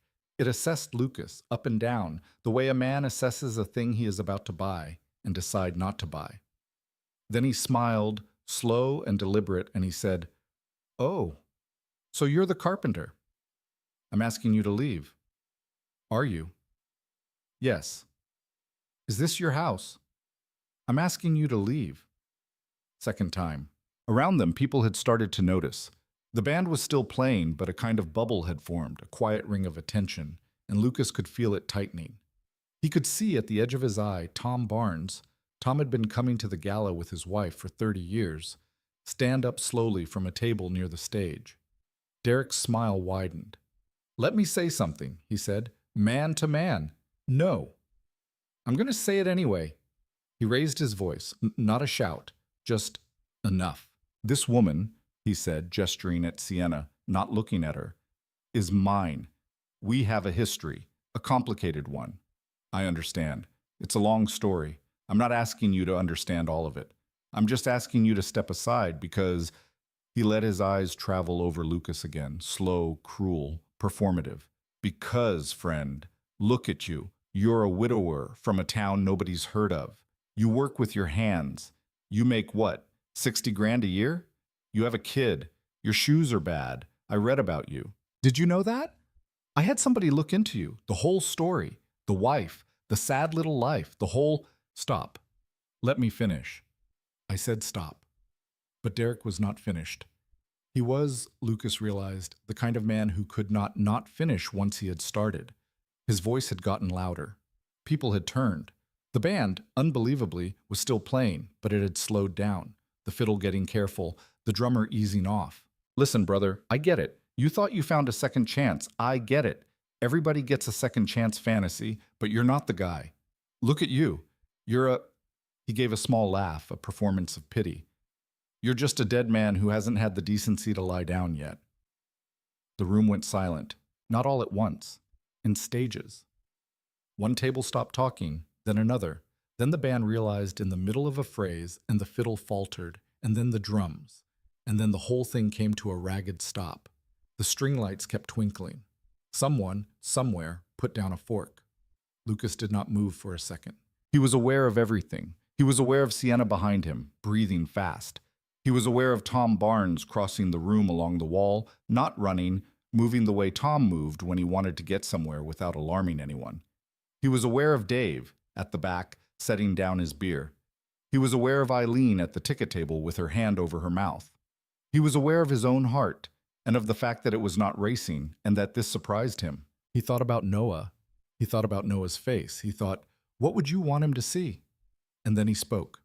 His voice came out quieter than he expected, but it carried. You think you know me. I know your type. You don't know me. I know enough. I lost my wife when I was 27 years old. I found her on the kitchen floor. I watched them take her out of my house on a stretcher while my son stood at the top of the stairs asking what was wrong with mommy. I have raised that boy by myself for 5 years. I have fixed other people's houses. I have fed him dinner every night. I have gone to every parent-teacher conference, every school play, every birthday. I have not had a drink until I couldn't remember my own name. I have not burned my life down. I have carried it every day. Bam bon. He took a step forward. Derek did not step back, but something in his face changed. So when you call me a dead man, in front of this town, in front of her, you don't know what you're talking about. You don't know what surviving looks like. You don't know what it costs. You're a man who gets told no and buys a plane ticket. That's what you are. You are a man who cannot stand not getting what he wants. And you think that makes you powerful. It makes you small. Lucas, Sienna said, her voice cracked. And this woman. He reached back. He did not look at her. He just reached back with one hand, open. She took it. Her fingers were cold. He closed his around hers. This woman chose to leave you, and she is choosing not to be with you right now. And if you do not walk out of this hall in the next 10 seconds, the sheriff who is behind you, yes, turn around, that's him, is going to make sure you understand what that means. Derek turned slowly. Tom was standing a few feet away. Sir, Tom said, step outside with me, please. This is a private... Sir, I'm not going to ask twice. You can't? I can. Derek's jaw moved. His eyes went to Sienna. And in that moment, Lucas saw the thing that she had described, the thing that only people who had lived in that orbit could see, the way a charming man looks at the person he has decided is his in the moment when he realizes he has lost them. It was not sadness. It was not shame. It was rage. Barely held in, the raw, uncomplicated rage of a man who believed the world owed him a specific thing and had, inexplicably, not paid up. You're going to regret this, he said. He said it quietly, to Sienna, around Lucas's shoulder. You know that, right? You're going to... Sir. Tom put a hand on Derek's elbow, not roughly, firmly. Tom was 61 years old, but Tom Barnes had hands that did not mess around. Let's go. Get your hand off me. Let's go, sir. Derek shook him off, but he was done. He had enough self-preservation left to know he was done. He straightened his jacket. He looked around the room, slowly, deliberately, and he made his mouth smile one more time, and he said loudly, Beautiful town you've got here. Nobody said anything. He walked to the door. Tom walked behind him. They went outside. The door closed, and for a long moment the room held its breath. Then Dave from the back said, Jesus Christ. And someone laughed, because it was the only thing to do.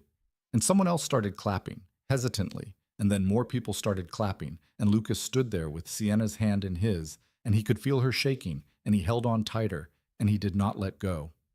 Someone got her a glass of water. Linda led them to a small room behind the stage, used for storage during the gala, quieter, lit by one buzzing bulb. Sienna sat on a folding chair. Lucas knelt in front of her. Hey, I'm okay.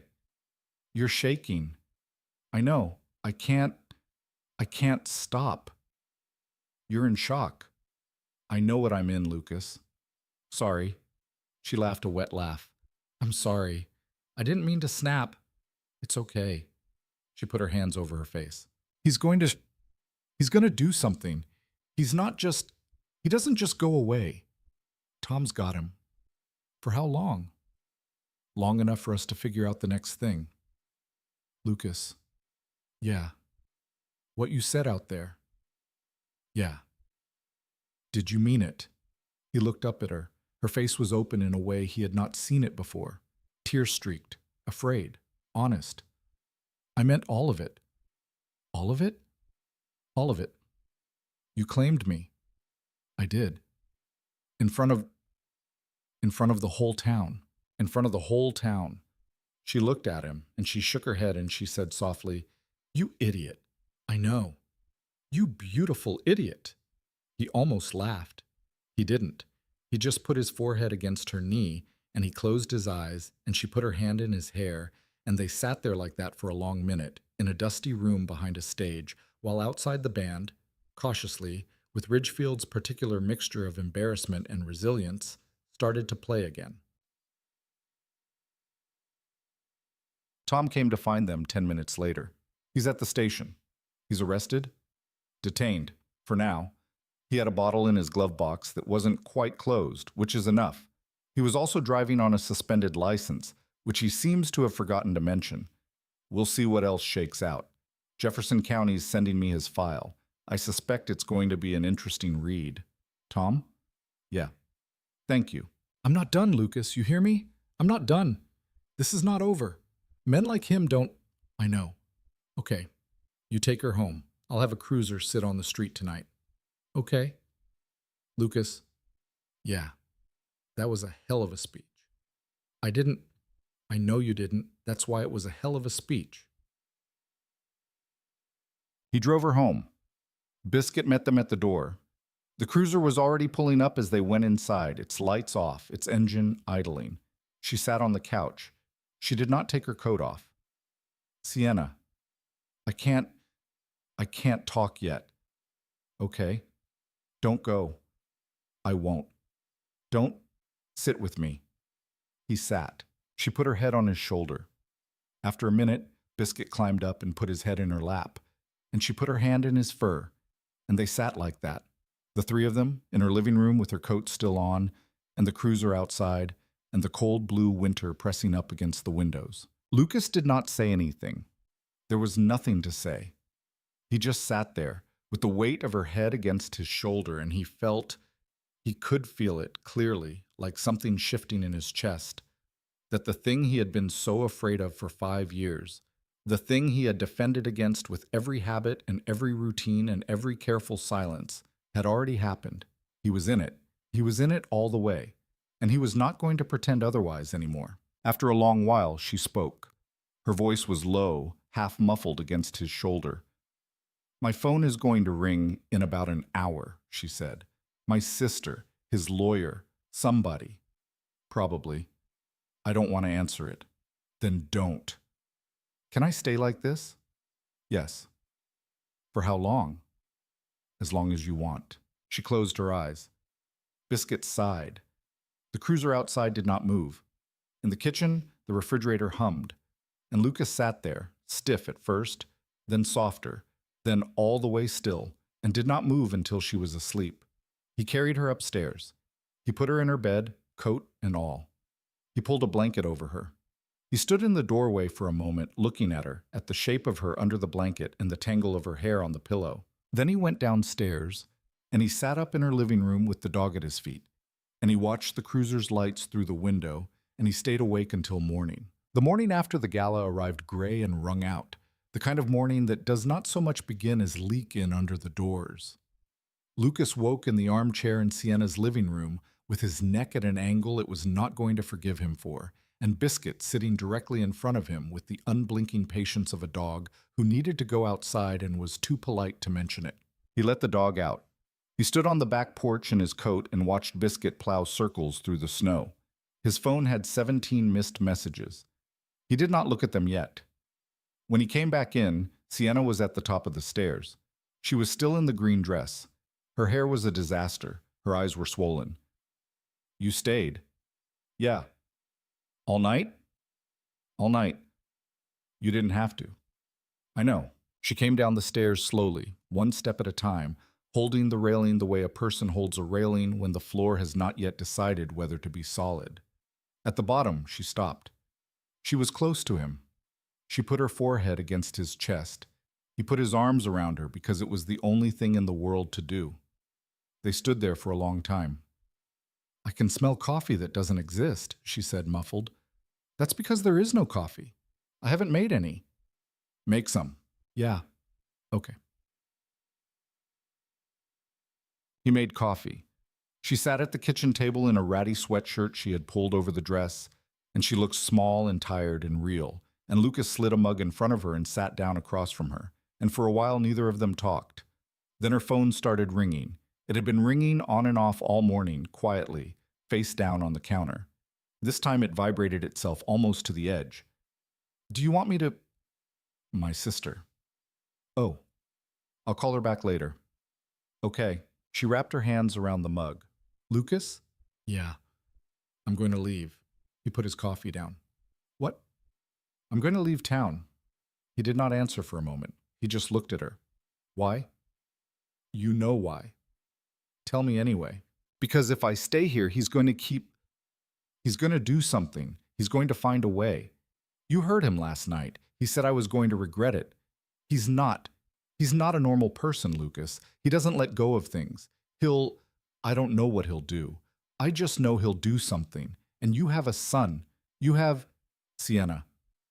Let me finish. Okay. You have a son. You have a whole life here. And I'm 2 months into a substitute job. I'm not rooted here. I can leave. I can go somewhere else. My sister lives in Savannah. I can go there and he won't know where I am. And it'll be done. And you'll be safe. And Noah will be safe. And I won't have Sienna. Don't look at me like that. I'm not looking at you anyway. You're looking at me like I'm about to do something stupid, because you are. Lucas, you're doing the thing where you try to save me by leaving me. I'm not. That's what you're doing. Okay, fine. Maybe that's what I'm doing. That's the worst version of saving me. Lucas, listen. Lucas, listen, Sienna, please, just for 1 minute, okay? She listened. She stopped trying to talk, and she wrapped both hands around her coffee, and she listened, and Lucas realized he had not prepared anything. He did not have a speech. He had not had a speech the night before either, and the thing he had said in front of the whole town had come out of him the way water comes out of a cracked pipe. Unplanned, unstoppable. He did not know how to make a speech. He had never been any good at that, so he just told her the truth. I have been dead for 5 years. Her eyes came up. I have been alive, technically. I have been feeding my kid and fixing people's houses and paying my taxes. But I have not been a person. I have been going through the motions of a person. I figured that was the best I was going to do. I figured that was the deal. You lose somebody and you get to keep breathing, but the part of you that wants things, that part goes with them. I thought that was just how it worked. He took a breath. He looked down at his hands. They were rough. They had always been rough. He did not know what else to do with them, so he put them around his mug. Then you showed up in a bakery arguing with your phone, and you called yourself Kurt, and you ate a cinnamon roll with your hands, and my son came home telling me about a teacher who thought peas were brain food, and Sienna, I have been afraid of you since November, okay? I have been afraid of the way my chest feels when you text me. I have been afraid of the way my kid looks when he talks about you. I have been making myself lists of reasons you are a bad idea. And every one of them is horseshit, and I know it, and I have known it, and I didn't want to admit it. Because admitting it meant admitting I was alive, and I wasn't sure I deserved to be. He looked up, and then last night that man stood in front of the whole town and called me a dead man. And he was right. He was right about the thing I had been for 5 years. But he was wrong about now. Because I am not that anymore. I am standing in your kitchen, and I am telling you I do not want a safe life without you. I don't. I had a safe life. A safe life is just a waiting room. I want a real one. I want the messy, complicated, bat-in-the-attic, ex-boyfriend with a problem, my son thinks you hung the moon real one. I want that. I want it with you. And if you leave this town because you are trying to protect me, you are going to be doing the one thing that hurts me more than whatever Derek Whittaker could dream up. Do you hear me? She was crying now. Not dramatically, just crying. Silent tears running down her face into the collar of her sweatshirt. She did not wipe them. Lucas, don't leave. Lucas, please don't leave. Okay, she whispered. Okay? Okay. He reached across the table. She gave him her hand. He held it. Okay, he said again, and his voice cracked on it, and he didn't care. Biscuit, who had been watching all of this from the doorway with the grave attention of a dog, who understood that something important was happening but not what, came over and put his chin on Sienna's knee. She made a small sound that was half a laugh and half a sob, and she let go of Lucas's hand long enough to put hers on the dog's head, and then she came around the table and sat in Lucas's lap, which neither of them had planned, and he held her for a long time while the coffee went cold in 2 mugs on the kitchen table of a small house on Cedar Street. The days that followed were not easy. The story they started that morning was not the story of two people riding off into a sunset. It was the story of two people, rooted in a small town, learning how to do the next hard thing and then the one after that. The next hard thing was Noah. Lucas picked him up from his mother's the afternoon after the gala, and his mother met him at the door with the expression of a woman who had heard several phone calls overnight and had opinions. I heard. I figured. Lucas? Mom. Are you okay? I'm okay. Is she okay? She's okay. Come in for a minute. Noah's watching a show. He came in. His mother, who had made a career out of not saying things directly, stood in her kitchen and dried a dish she had already dried and said, without looking at him, "Your father would have liked her." Mom, I'm just saying, you haven't met her. I hear things. From who? From 3 different people before 9 this morning. Lucas Joseph. It's a small town. Right. Bring her to dinner. Mom, not tonight, not tomorrow, but soon. Bring her. Okay. Okay. Take your son home. In the truck, Noah climbed in with his backpack and his overnight bag and an oversized plastic dinosaur his grandmother had found at a garage sale and declared to be as good as new. He buckled himself in. He looked at his father. Dad. Yeah. Grandma told me something. Okay? She said there was a thing at the gala. Your grandmother is a gossip. She said a man came and tried to take Miss Blake. Lucas took a breath. He put the truck in reverse. He backed down the driveway. That's not exactly what happened. What happened? A man came, an ex-boyfriend of Miss Blake's. He was being a bad guy. He tried to bother her, and I told him to leave, and the sheriff took him away. And he's not coming back. Noah thought about this. He thought about it for an unusually long time. When he spoke again, it was with the sideways seriousness that Lucas had been hearing more and more out of him lately. Dad? Yeah. Did you, fight him? No, buddy. Did you punch him? No. Did you threaten him? I told him to leave. That's different. Is Miss Blake okay? She's okay. I stayed at her house last night, on her couch, to make sure she was okay. That's why I didn't pick you up last night. I figured. Lucas looked at his son. You figured? Grandma tried to tell me you were working late, but nobody works late on a Saturday. I'm 8, Dad. I'm not 6. Right. I'm not mad. Okay. I'm glad you stayed with her. Thanks, buddy. Noah was quiet for a minute. Then he said, Dad. Yeah. Are you and Miss Blake? Yeah, buddy. I think we are. Okay. Is that okay with you? Noah thought about this too. Lucas watched the road. He did not push. He had learned a long time ago that Noah's answers, the real ones, came in their own time and could not be hurried. Eventually, Noah said, I was worried you were going to be sad forever. Lucas's hands tightened on the wheel. Yeah. I know why you were sad. I know you know. But I didn't want you to be sad forever. I know, buddy. And she makes you laugh. She does. I heard you the other day, on the phone.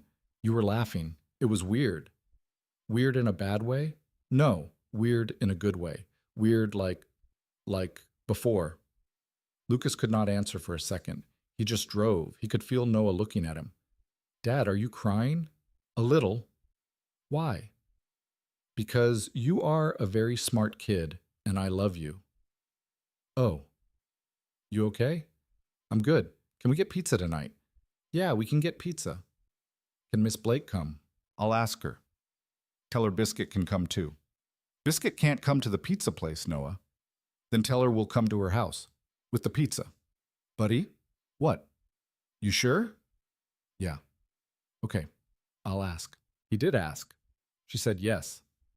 That night they sat in Sienna's living room with 2 pizzas on the coffee table and Biscuit at Noah's feet and the news on the television with the sound off, and Noah told Sienna a long, circuitous story about a fight at school that had ended with a kid named Wyatt getting in trouble for calling a teacher dude, and Sienna listened with her whole face, and Lucas watched the 2 of them, and he thought, Not for the first time, but more clearly than he ever had. Okay. This is the shape of it. Did I miss, The next 3 weeks were the careful weeks. Tom Barnes called on the Monday. Derek had been released, he said, on conditions. He had been charged with violating his license suspension and with a couple of other things that Jefferson County had wanted to pile on once they had seen his file. There was a protective order now. A real one, not one Sienna had to argue for. If he came within 100 yards of her, or of Lucas, or of Noah, or of Ridgefield County in general, he would be arrested. His lawyer had, apparently, pleaded with him to take this seriously. Tom said he had sounded genuinely tired on the phone. Do you think he'll listen? Lucas asked. I think his lawyer will make him listen. That's not the same. No, it isn't, but it's what we've got. Okay? Lucas? Yeah. One more thing. What? Your speech. Tom. Everybody's talking about it. Don't. Marlene cried. Marlene does not cry. Twice, Lucas. She cried twice. Tom. All right, I'll stop. Take care of those two. I will. And Lucas. Yeah. I'm glad you came to the gala. Me too, Tom. The second careful piece was the rest of the town. Ridgefield, for all its quiet, had the memory of a small pond. Everything that dropped into it left rings for a long time.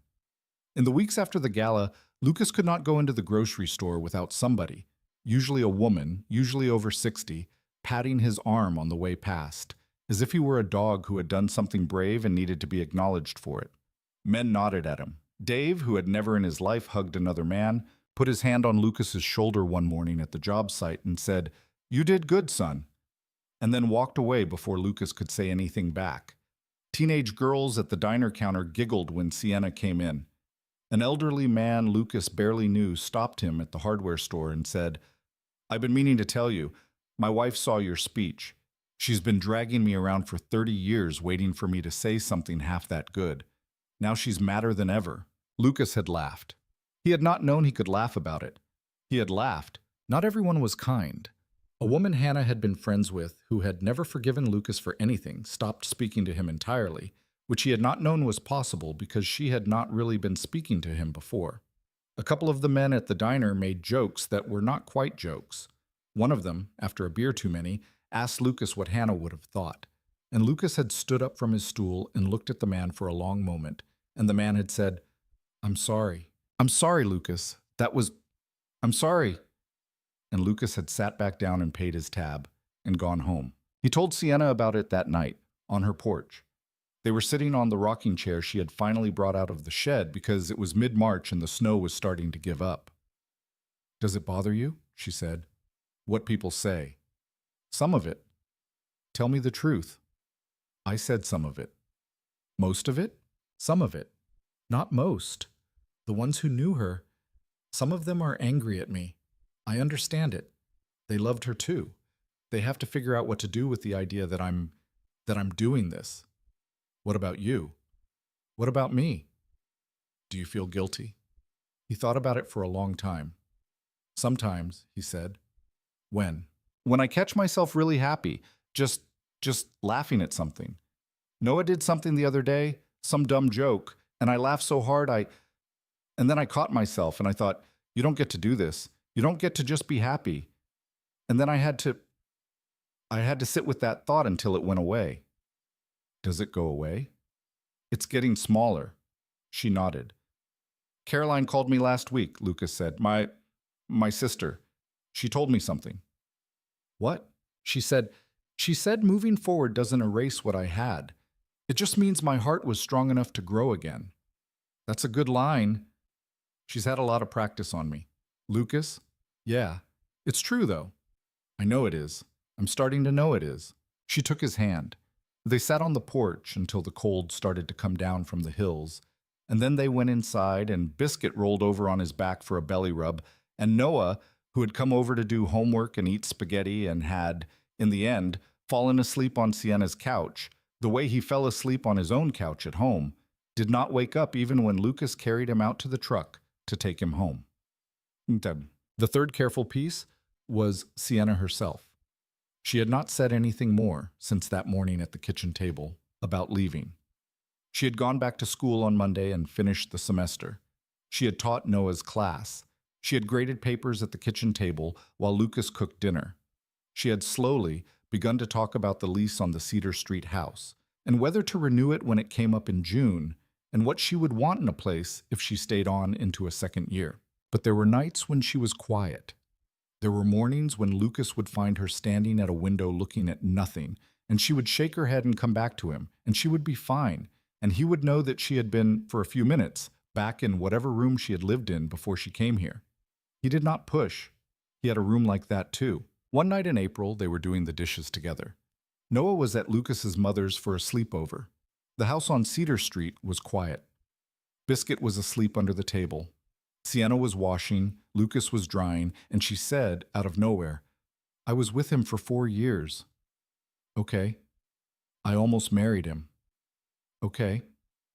"I wore a ring for 8 months." "Okay." "I'm not telling you to make you feel anything. I'm telling you because I haven't told anybody. Not really. Not the whole thing. I told my sister the highlights. I never told anyone what it was actually like." He put the dish down. He did not turn toward her. He had learned with Hannah that sometimes people tell you the real things only if you let them look at a wall while they do it. "Okay." He was very good at making me think I was crazy. He never hit me. He didn't do that. But he would take something I knew to be true, and he would turn it inside out. He would make me doubt my own eyes, over little things, over what color the car had been at a restaurant, over whether I'd said something or only thought it. And for a long time, I just thought, I'm tired, I'm forgetful, I'm not very smart, maybe. And then one day, I heard myself on the phone to my sister, and I sounded like a person who was being slowly erased. And it scared me.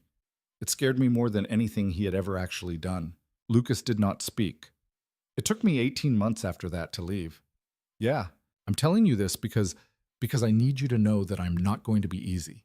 I have a lot of work to do. I second guess everything. I apologize when I haven't done anything wrong. Sometimes I wait for you to get mad at me for things, and when you don't get mad, I don't know what to do with myself. And I almost get mad at you for not being mad. It's going to come up. It's going to keep coming up for a long time. Okay. That's all you have to say. I don't know what else to say. Except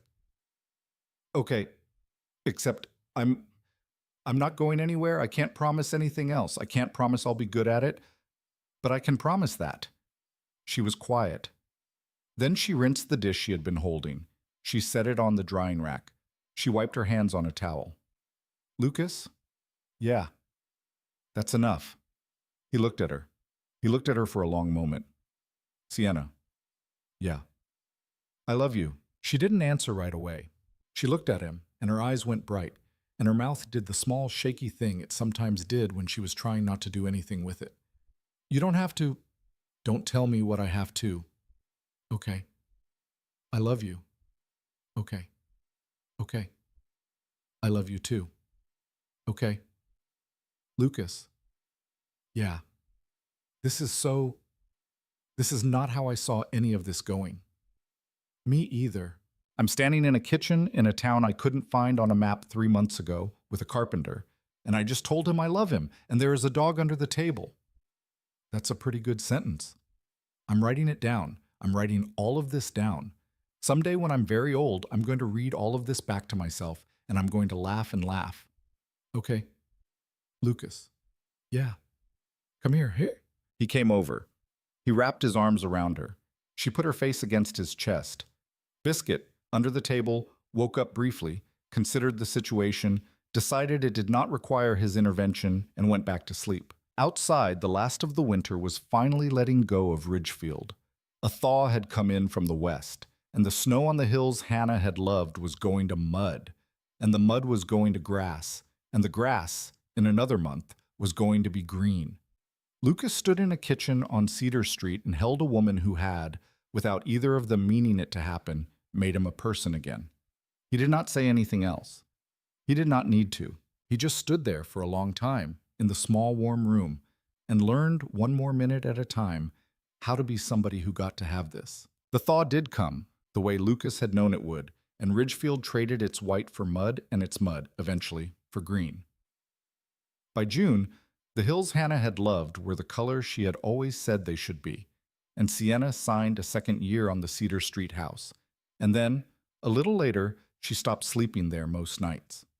Her books migrated to the shelf beside Hannah's. Her coat, a new one, not the thin brown wool from November, hung on the hook by the door. Biscuit learned the route between the two houses and decided, in the way dogs decide things, that he lived in both. Derek Whitaker did not come back. Tom Barnes heard through Jefferson County that he had left the state for a while, some program a judge had required, and when he did resurface, it was quietly and far away, and with what Tom suspected was a different set of interests in mind. The protective order stayed. The fear Sienna carried about him did not disappear, because that kind of fear does not disappear, but it got smaller. The way Lucas's guilt had gotten smaller, until some days she could go a whole afternoon without thinking about him at all. The fear of him was not the last hard thing, and neither was Lucas's guilt. There were more hard things. There would keep being hard things, because that was what Lucas had learned, the thing he thought about late at night sometimes, when he could not sleep. A life was not a problem you solved. You did not get it right one time and then coast.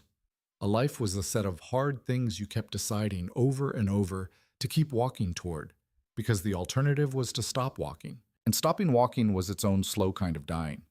He had tried that version. He knew what it cost. He was not going back. There were small arguments. There were nights Sienna woke up from dreams she could not name and sat on the edge of the bed with her hands flat on her knees until her breathing slowed, and Lucas learned not to say anything, only to put his hand on her back and wait. There were nights Lucas got quiet in a way that worried her, because he had gone somewhere in his head she could not follow, and she learned to let him come back on his own, and to not ask later where he had been. Noah, that summer, got caught in a lie about a broken window and spent 3 days sulking at the dinner table with the conviction of a man wrongfully imprisoned, and they all survived it. In July, Lucas's mother invited Sienna to dinner and spent the whole meal talking about Hannah, and Sienna had gone home afterward and cried in the bathroom, and Lucas had stood outside the door, not knowing what to do until she opened it and said, "I'm okay. I love your mother. I also need her to never do that again." He had laughed. She had laughed. They had gone to bed. In August, they took Noah to the ocean for the first time in his remembered life. He was terrified of the waves for about 20 minutes, and then obsessed with them for the rest of the week. And Lucas watched Sienna running down the sand with his son on her shoulders, Biscuit barking at the foam. And he thought about the man he had been the previous August, standing on a porch at 5:40 in the morning with a chipped mug in his hand, and he barely recognized him. He gave her the ring in October. He had thought about doing it privately, in a kitchen or on the porch, because that was the instinct of a man who had been married before and who understood that the promise mattered more than the room it happened in. But something stopped him, and he thought about it, and he understood what the something was. He had made himself small for a long time. He had hidden a perfectly good life under a blanket because he thought hiding it was the same thing as honoring what he had lost. He had learned, finally, that it was not, so he did it in front of everyone. The fall festival, on the Saturday before Halloween, brought the whole town into the square.